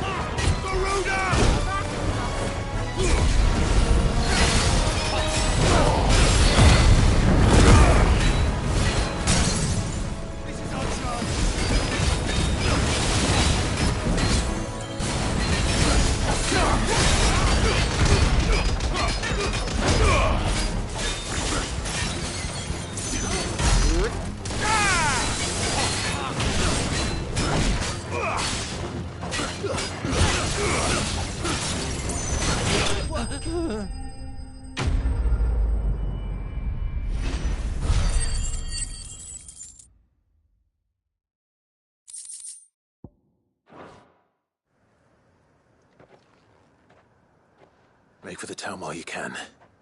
There may be more bandits nearby. You don't need to tell me twice. Many thanks, traveler. This looks to be all of them. I thought I told you to make for the Vale. And stand by as ill might befall the heir to the ducal throne. It's just Clive, and I'm fine. Which is more than can be said for you. I will survive. Strange that the garrison wouldn't intervene in such a brazen attack so close to their gates. The garrison have their hands full inside the city. Some days they don't even send out patrols. There are few hands left to work the fields, and even fewer to transport the grain. The market stalls are nearly bare, and the price for what remains is exorbitant. It's not uncommon to see a fight break out over a crust of bread. When I said the ones who attacked me didn't have the look of bandits, I meant it. They were probably just desperate. Rockford, listen to me. If you are to continue your investigation, you first need to seek the attention of a healer. Of course. I shall return to Northreach right away. But allow me to thank you first. Had you not happened along, Don't thank me. Thank Rutherford. It was he who sent me. I suppose he'll be wondering where I've got to. I shall send him a stolus as soon as I'm able. Good day.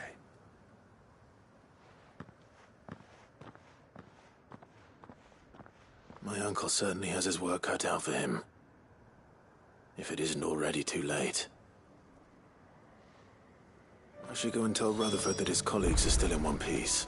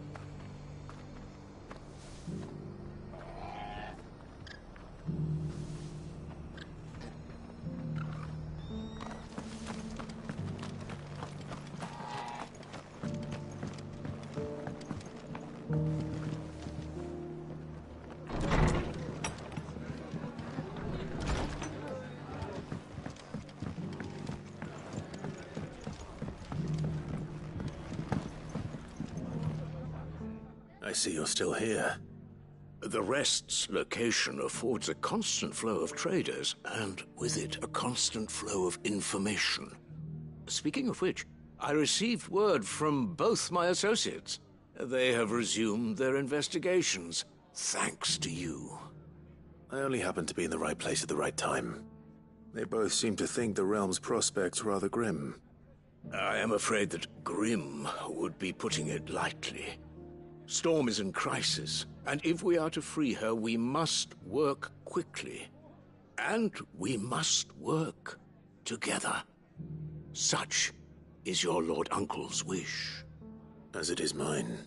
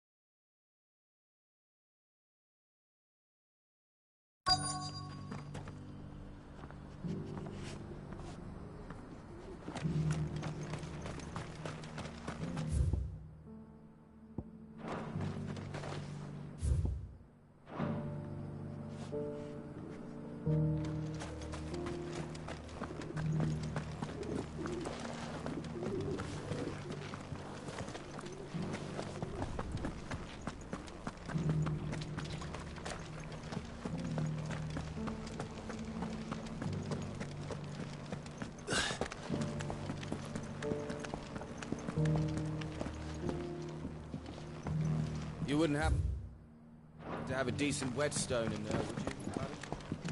So it's these stones to Canberra, and the rest of the boxes to Dalamil.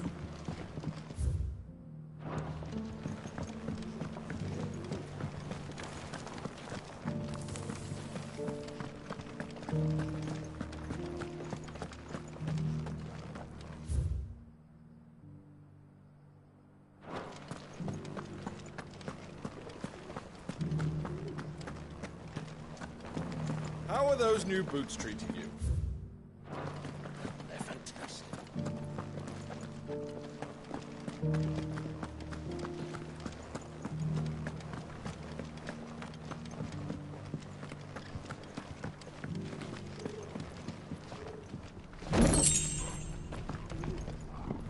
That mark. You must be Lord Rosfield.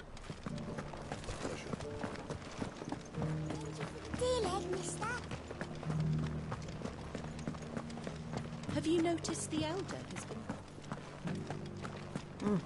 Not a scratch on them.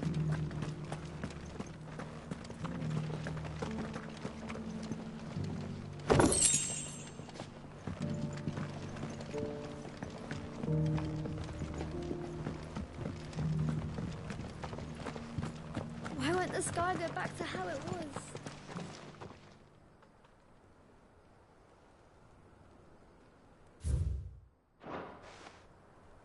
No history would be complete without mention of the mother crystals.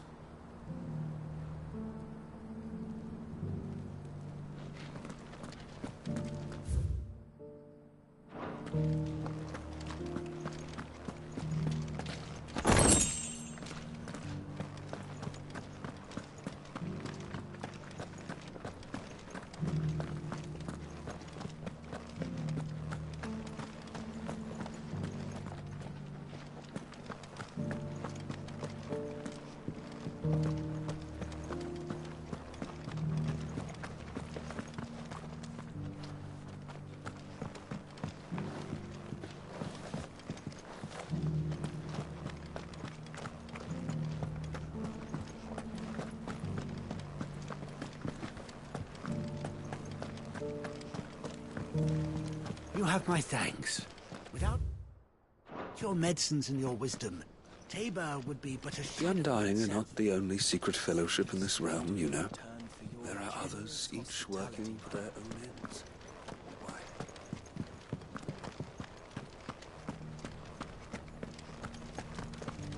Here's the scraps you were after. Thanks. Can't do. You can go inside if you want. but stay quiet. These aren't ready for sale, if that's what you're thinking.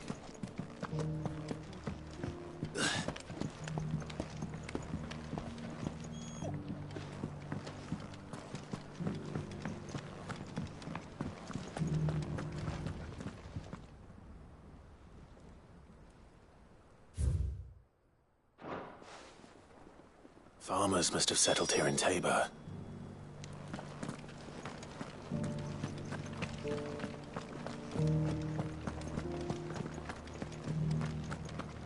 How are those new boots treating you?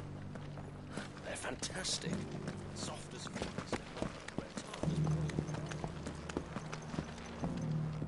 That Cyril fellow's an odd fish, don't you think? Well, scholarly sorts like him always are, aren't they? Why won't the sky go back to how it was?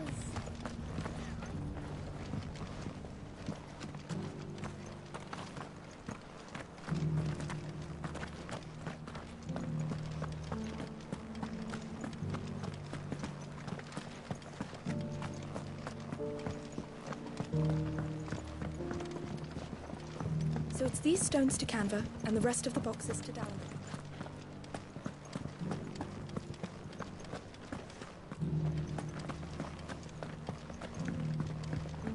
You wouldn't happen to have a decent whetstone in there, would you, madam? Not a scratch on them. Have you noticed the elder has been coughing less of late?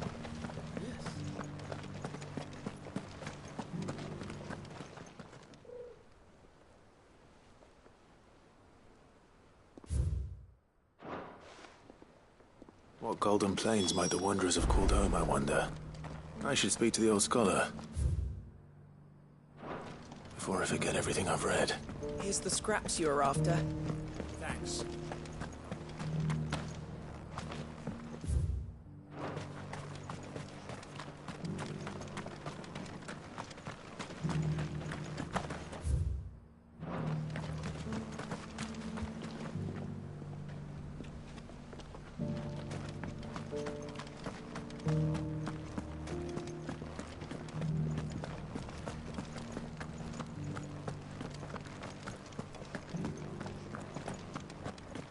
Beneath the flood, yes. How are those new boots treating you? The engravings were in good repair, considering their age. Oh, would that I could have seen them for myself. Come, don't tease me now. What did you learn of this place and its people? Let's start with the engraving to the south, shall we? What did it say?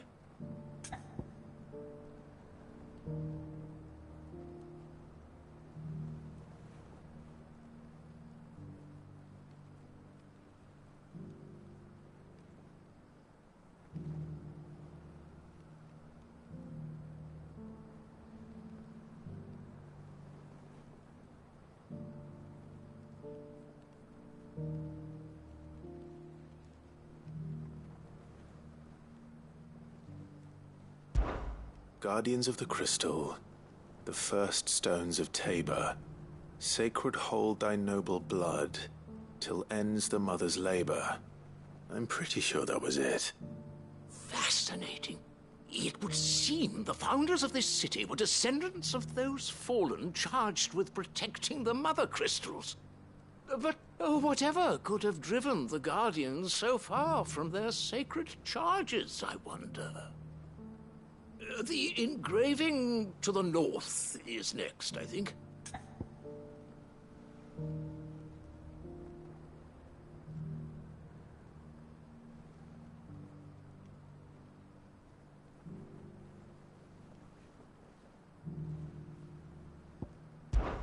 Wanderers of the Golden Plains, lay your roots in stone. With pride recall thy noble past, and make these rocks a home. Or, I think that was it, at least. No doubt you're right. There are vestiges of nomadic customs in Tabor its guardian roots could never account for. This is proving most enlightening. Now, for the final stone.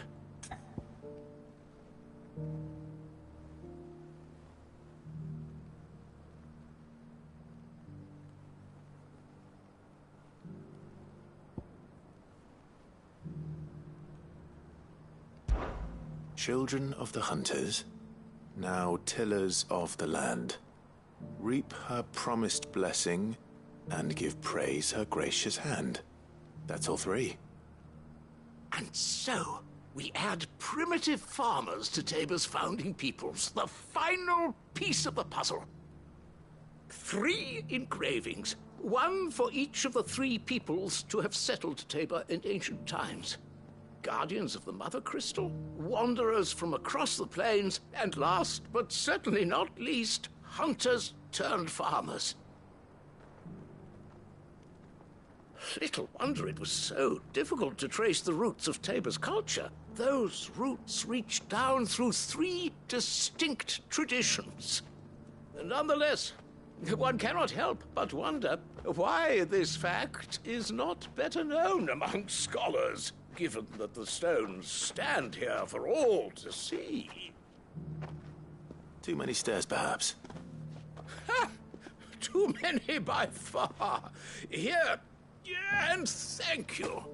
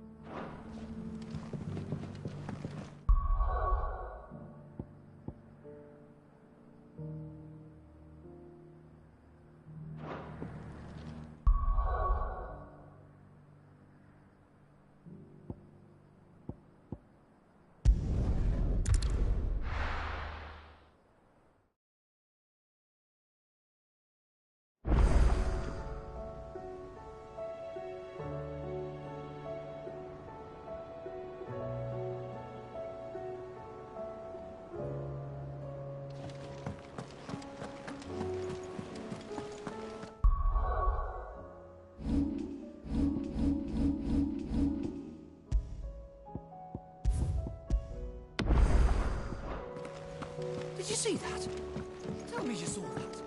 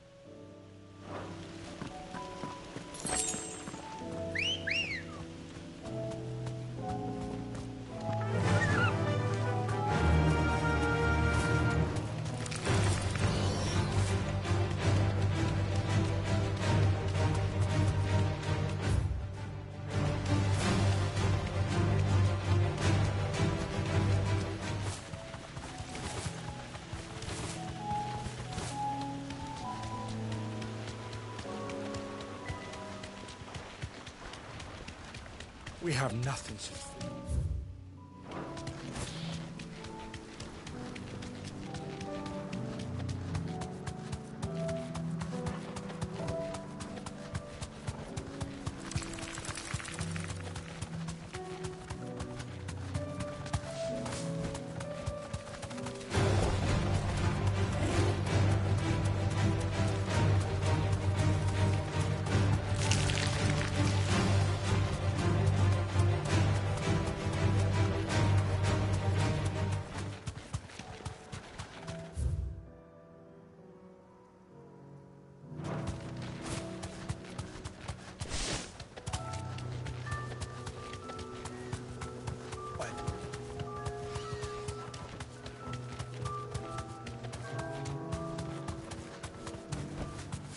can walk from here.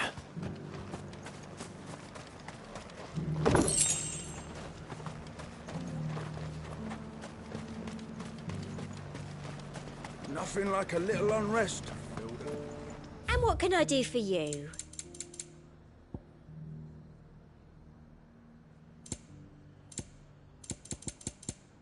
I'll be here if you need me.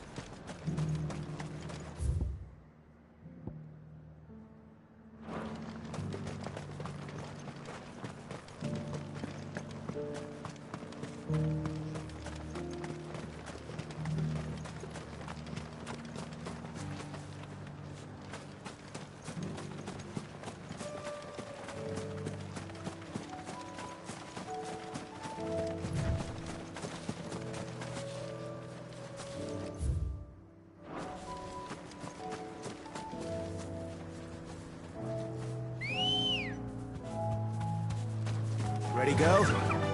Yeah!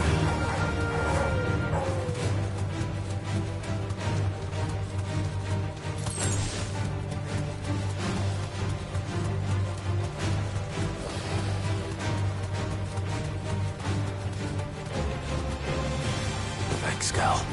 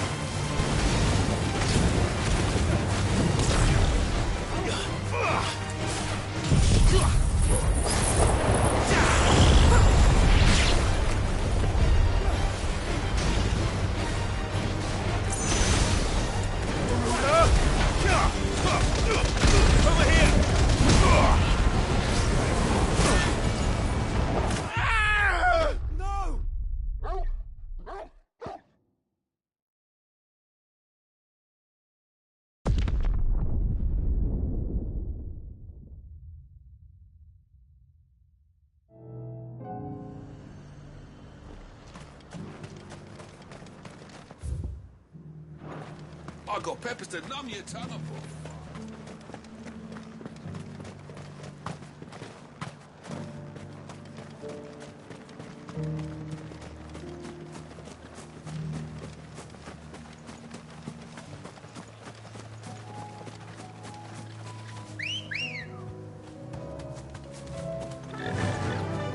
Run like the wind.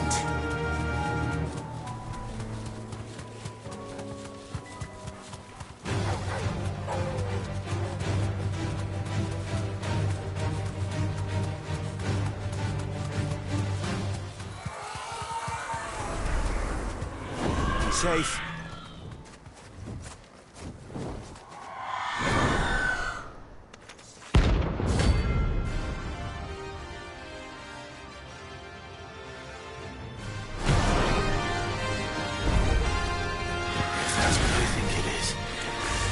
This isn't gonna be easy.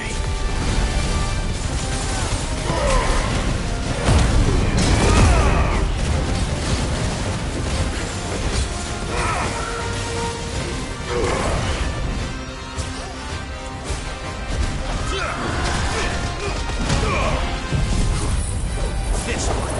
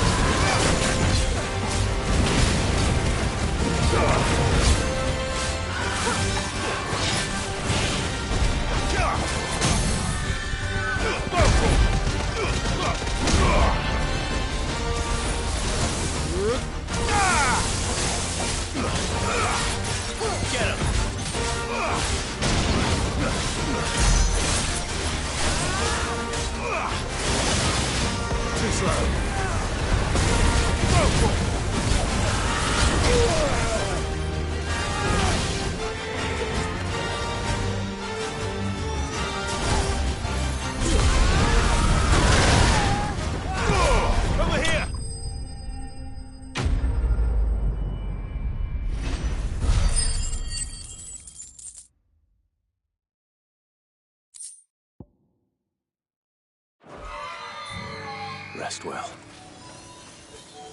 I know what. Well.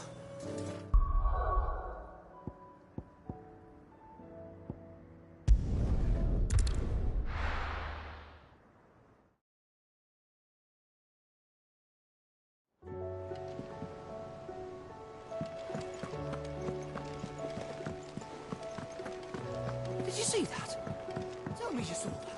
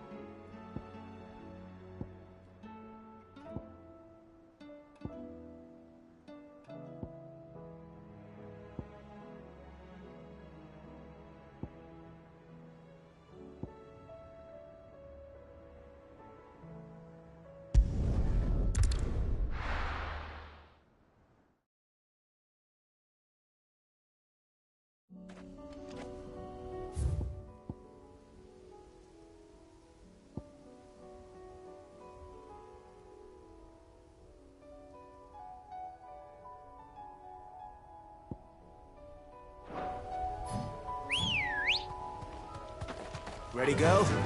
Run like the wind.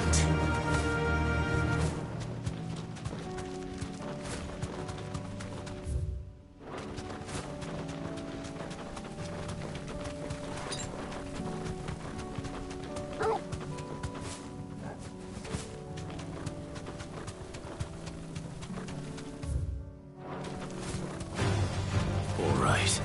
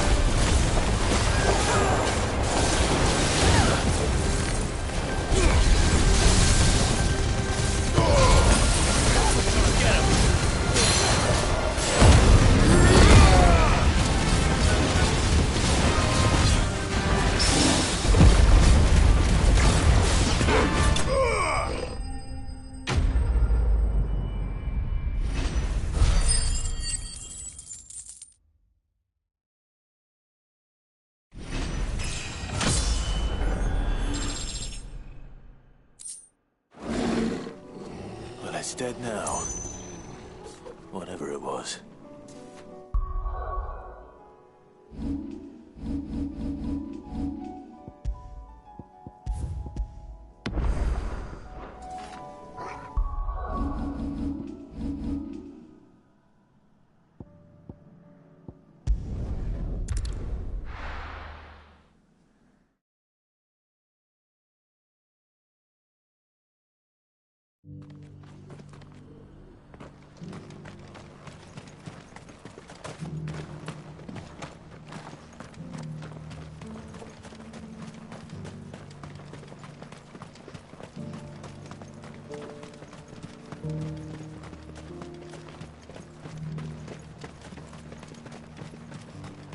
The free city's under siege.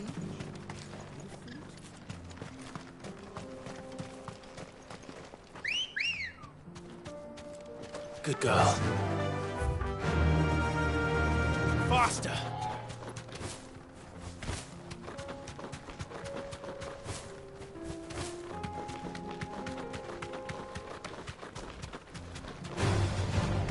Orcs. Then let us be rid of them.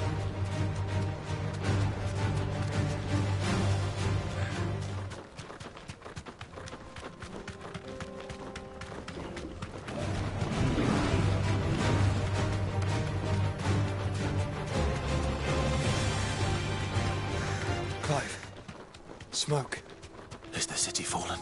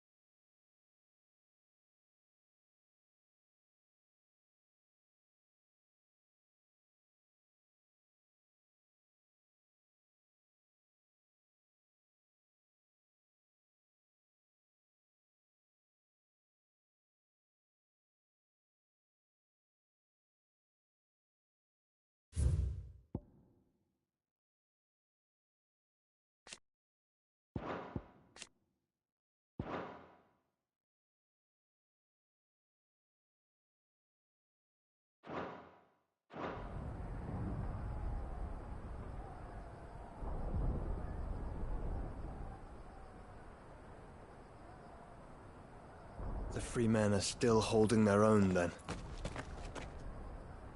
Do we have any idea where Gav and the others might be? There's a warehouse near the docks where we agreed to meet if there was any trouble. We should hurry.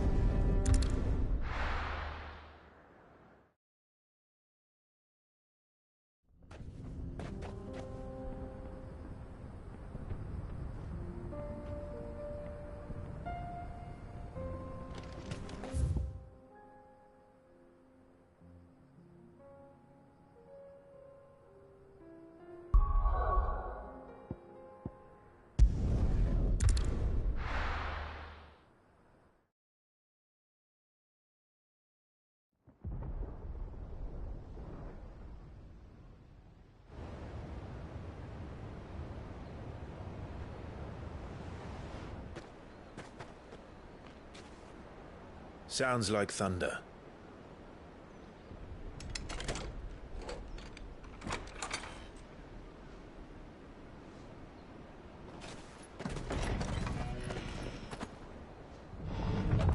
You're late. I was starting to think you'd stumbled off a cliff. I seem to recall that was you, Gav. Good to see you. Any trouble on the road? Nothing we couldn't handle. I knew you'd come. Is that who I think it is? Yes. Allow me to introduce my brother, Joshua. Clive's told me all about you. Or even listening most of the time. Name's Midadol, but everyone calls me Mid. My lady.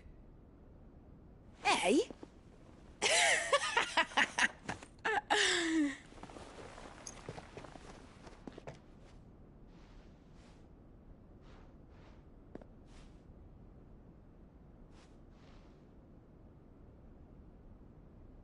My boy. Uncle Byron. It's really you. I never thought I'd see the day.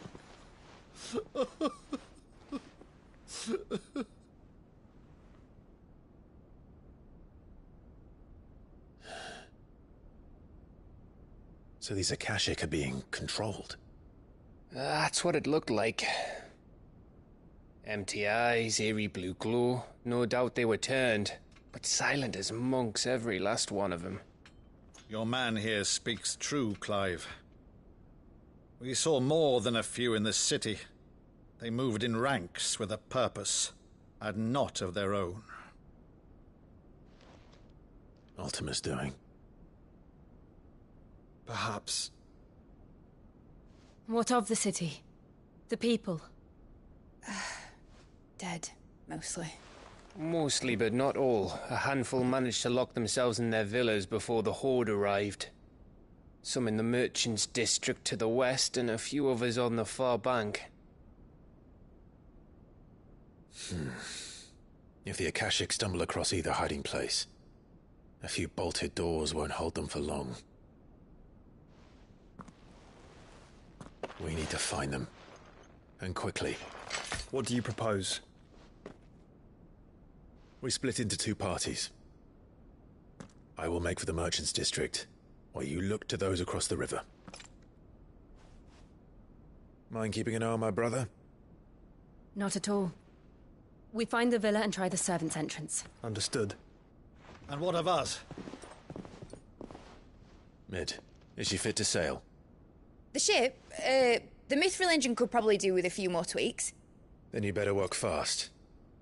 Even if we do reach the survivors in time, they'll never make it to the hideaway on foot. You leave that to me.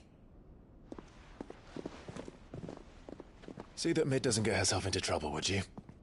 Think I can manage that? I'll keep him safe. Looks like you stuck with me, Byron. That's Lord Rossfield, you little gutter snipe!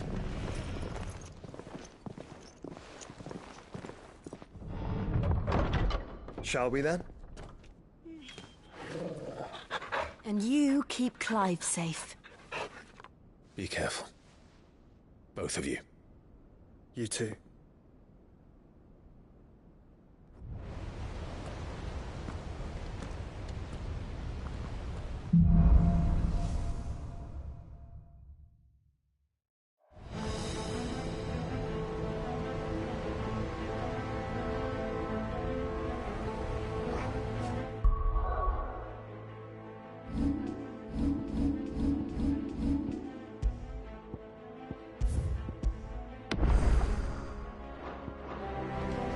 All right, Torgal. Let's find those survivors. They don't stand a chance against those things.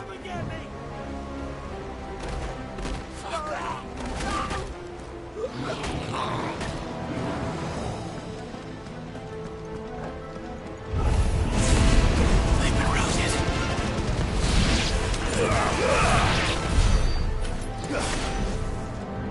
They're wearing Waluta armor.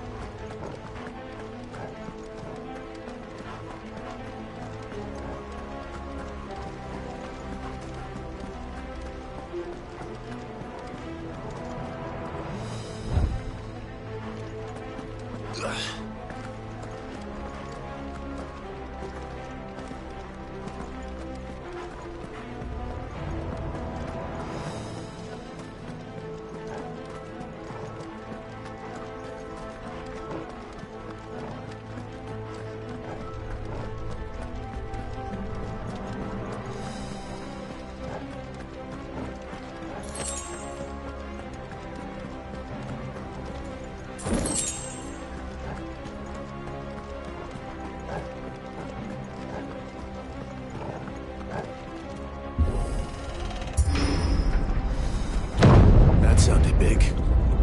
Joshua and Jill must be busy.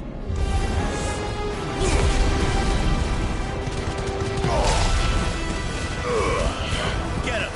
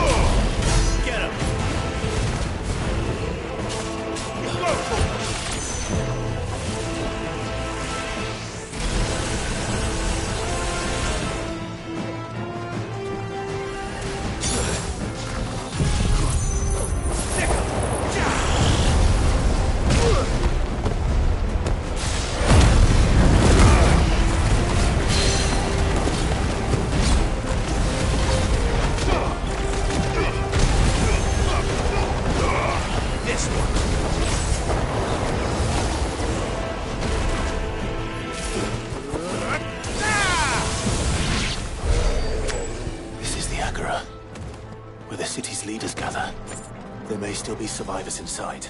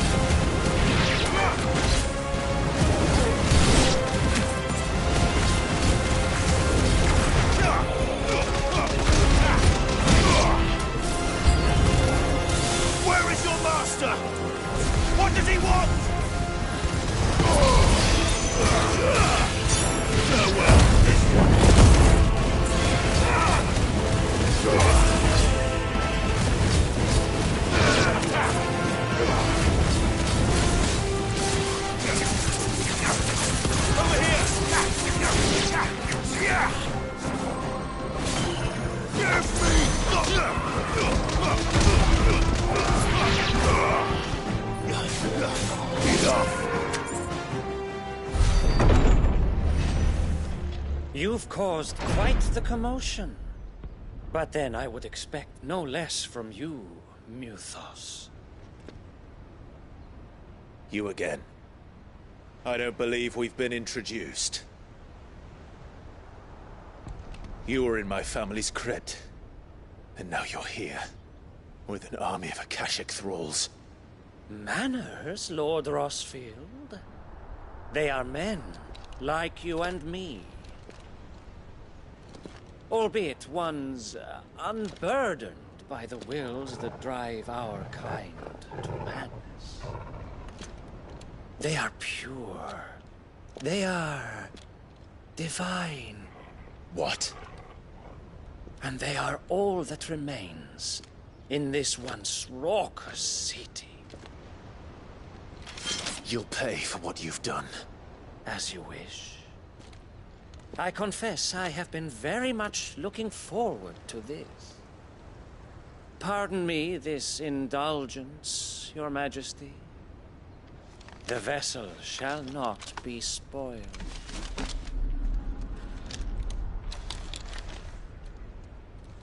I am Sleipnir of House Harvard, and you will yield. Or not. As long as you don't hold back. This one.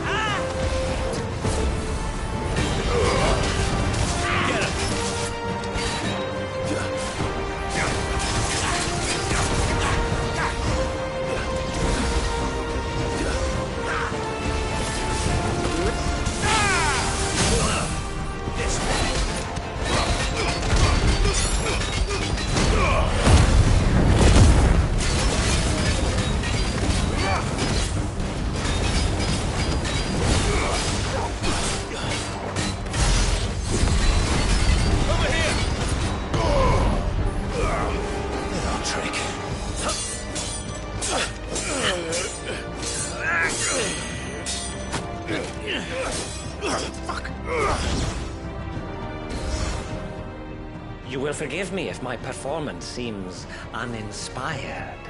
It is just that I expected so much more from our chosen one. Perhaps this will kindle your flame? What now? A gift from my liege lord's armory. Gungnir. Watch closely, Mythos.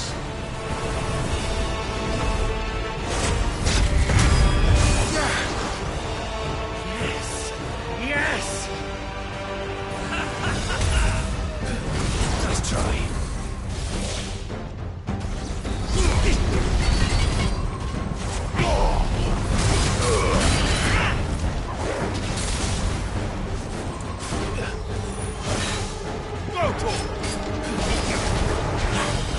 Still my beating heart!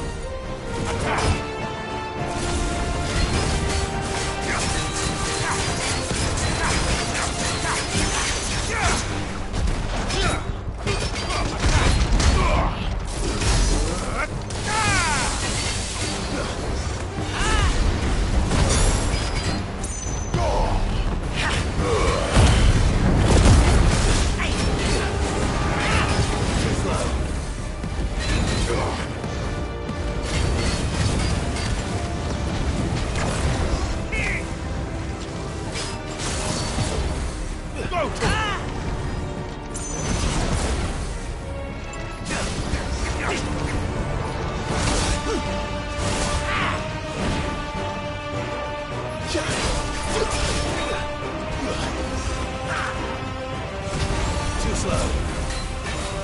Get him.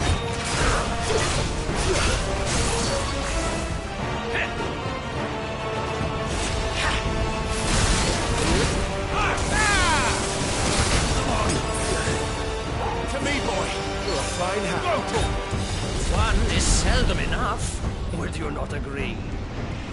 Actually, I wouldn't.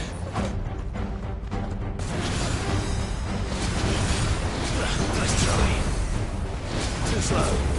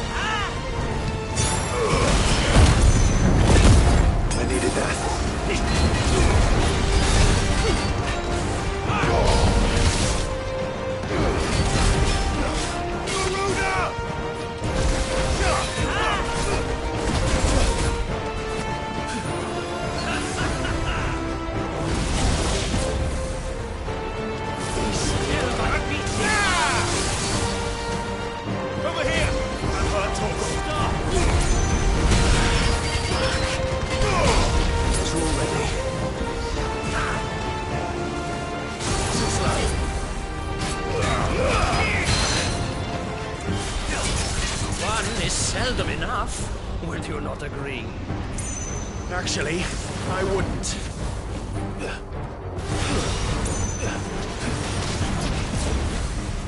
Too slow.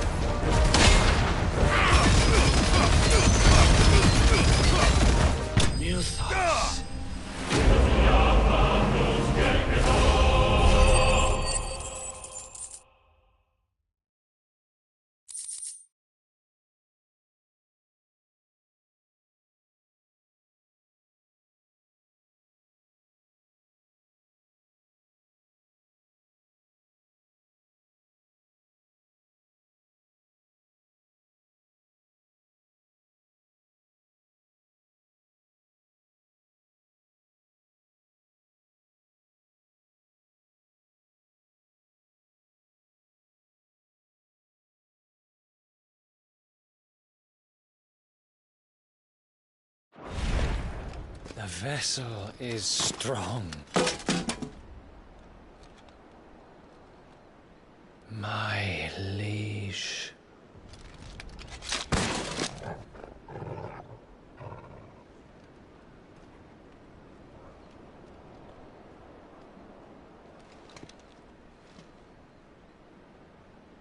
Clive!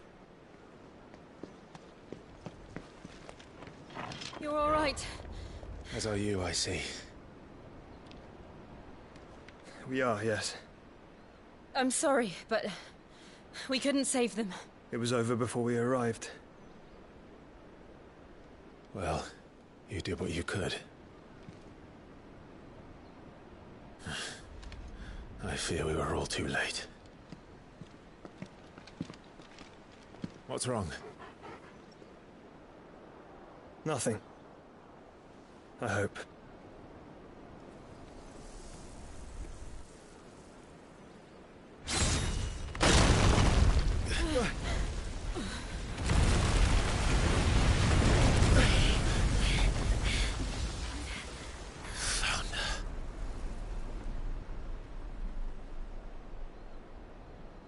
Leaving so soon, Mythos? It's the king. Indeed.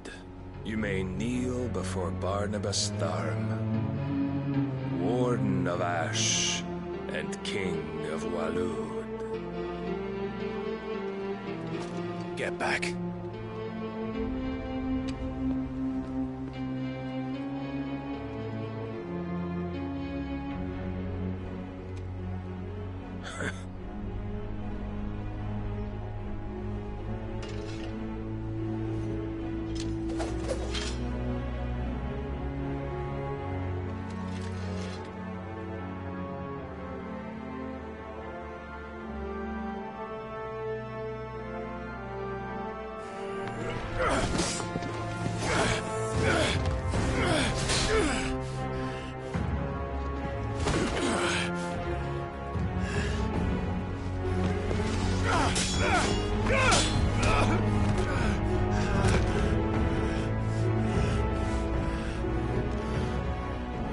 Wild and impetuous.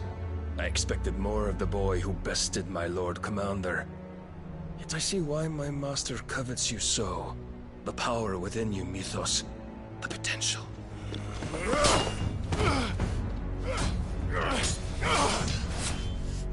Stop calling me Mythos. But Mythos is everything.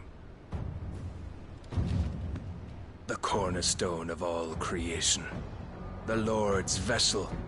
Your purpose. My purpose? To surrender my mind and body to that thing.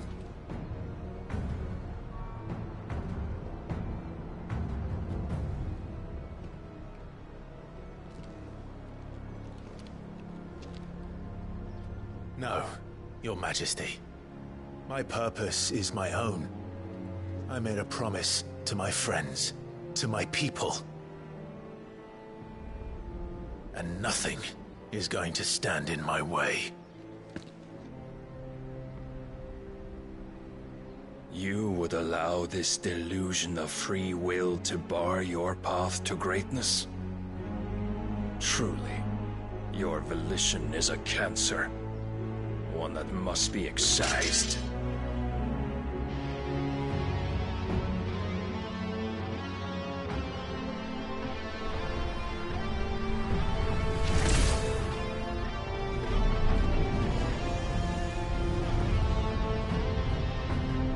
Try it.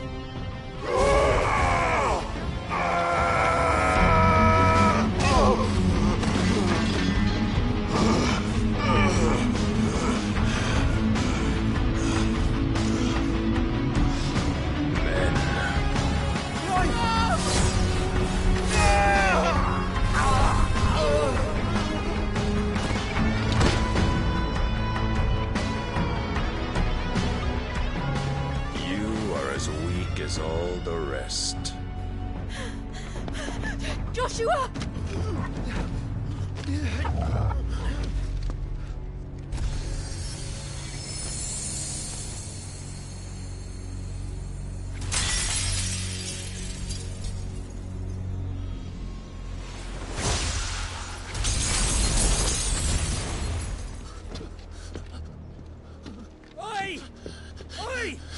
Ffxvi!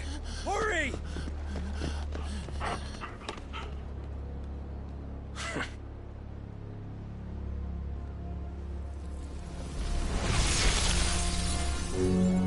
Power beyond reckoning, and they use it as a crutch. Such a waste.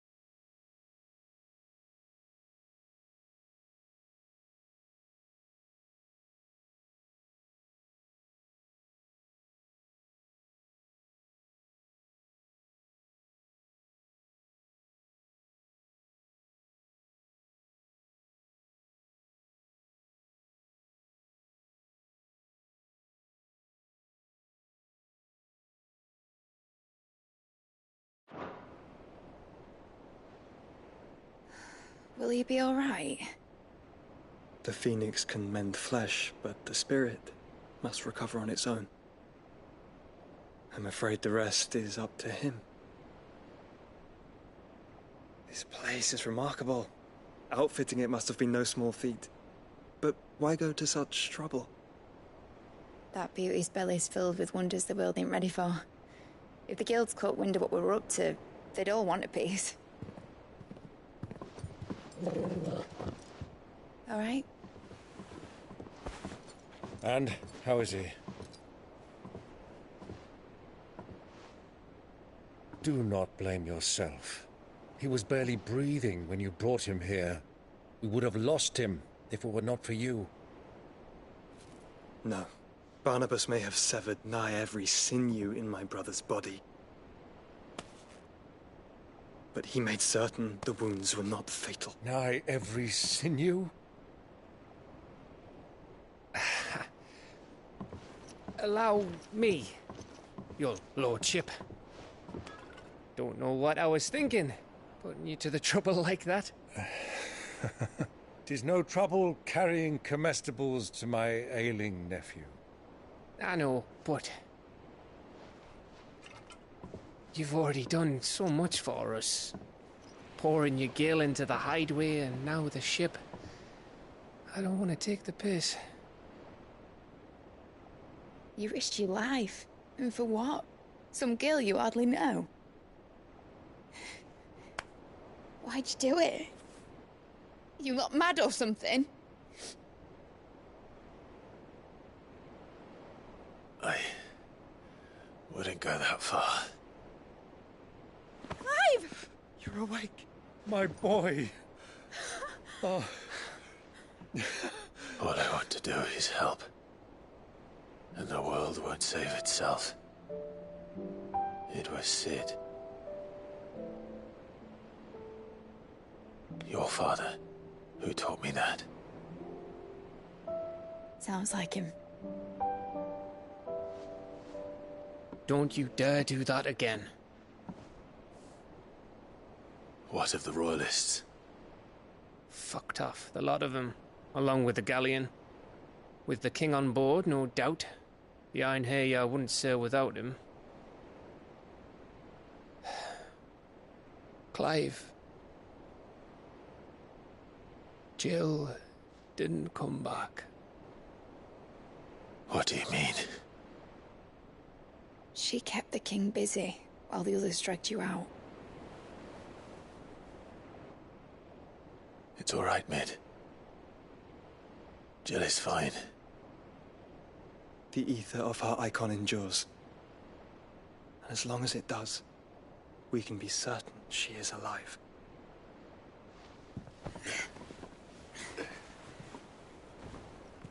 We must pursue the Black Galleon. Jill will be with the king, I'm sure of it. Well, good luck catching him, because my ship's going nowhere. It's the Mithril engine. She's got a kick like a wild chocobo and a mind to tear the hull in half. But you have an idea. Well, of course I do. My dad'll have seen this coming a league off. If I had his old writings... If you had his old writings, you'd be sitting under a fuckload of rubble. The ones Otto didn't save anyway. I suppose he might still have a few pages in his stores. We'll have to hope it's enough. Do what you can to ready the ship. I'll speak with Otto. In your condition, you really are mad. Perhaps. But the world really won't save itself.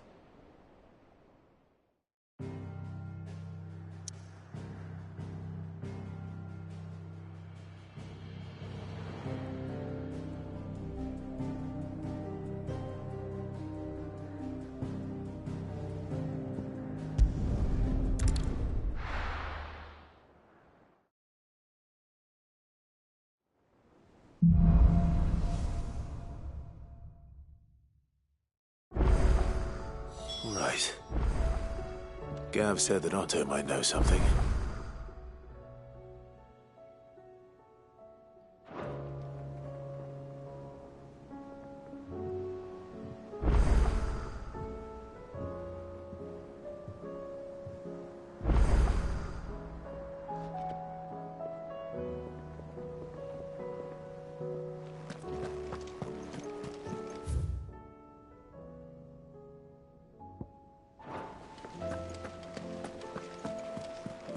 Cole said it was an army of Akashian.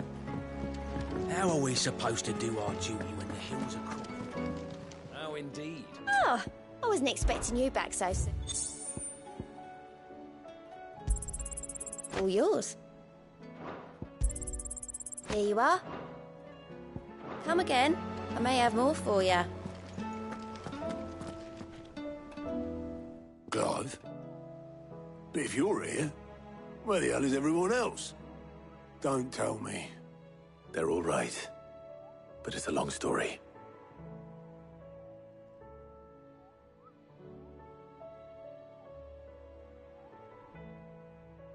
You lot don't do things by halves, do you?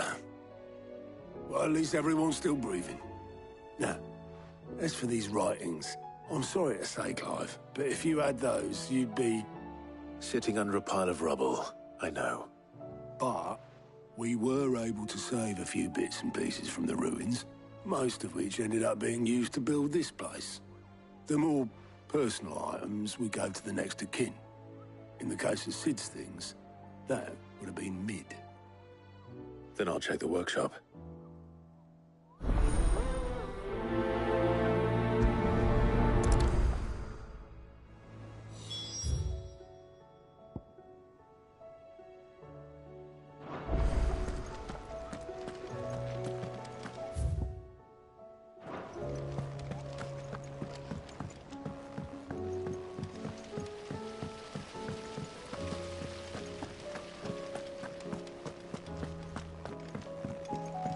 If Amber and the Lazarus are gone, do you think Mid's ship will have a sail?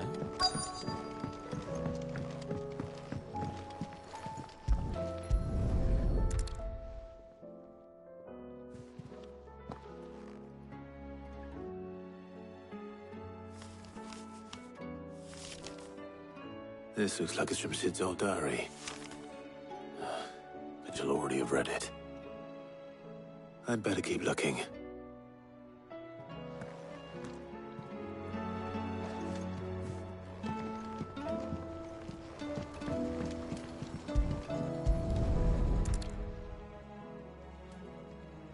what do we have here?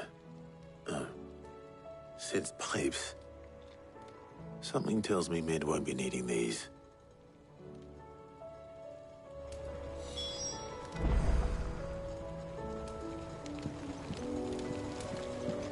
We've had word from Canva for days. Please tell me Mid is all right. I remember seeing this doll in Sid's cellar. I wonder if it was Mid's.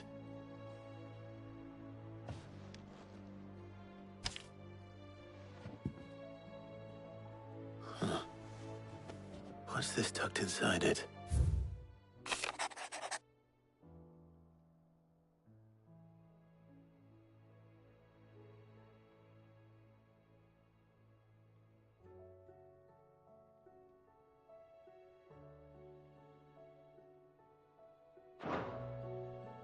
Sid's best invention. Huh. That sounds promising. So Sid hid something in Mid's first opus. But what would that be? Perhaps I might know.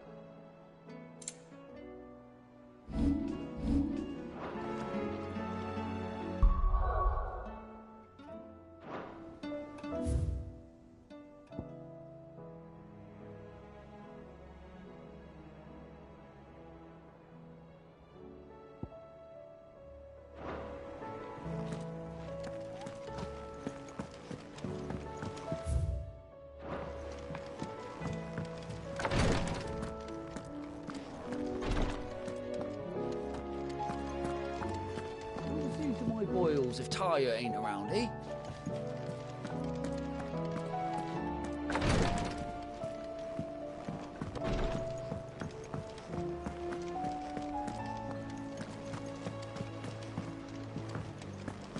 How are we supposed to do our duty when the hills are crawling with a cache in the valleys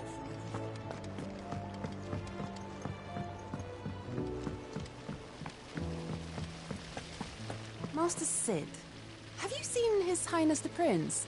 We were to dine together, or so I was going to suggest. Before he vanished, that is. I suppose now I'll just have to ask the Bard. Master Sid, have you seen His Highness the Prince? We were to dine together, or so I was going to suggest. Before he vanished, that is.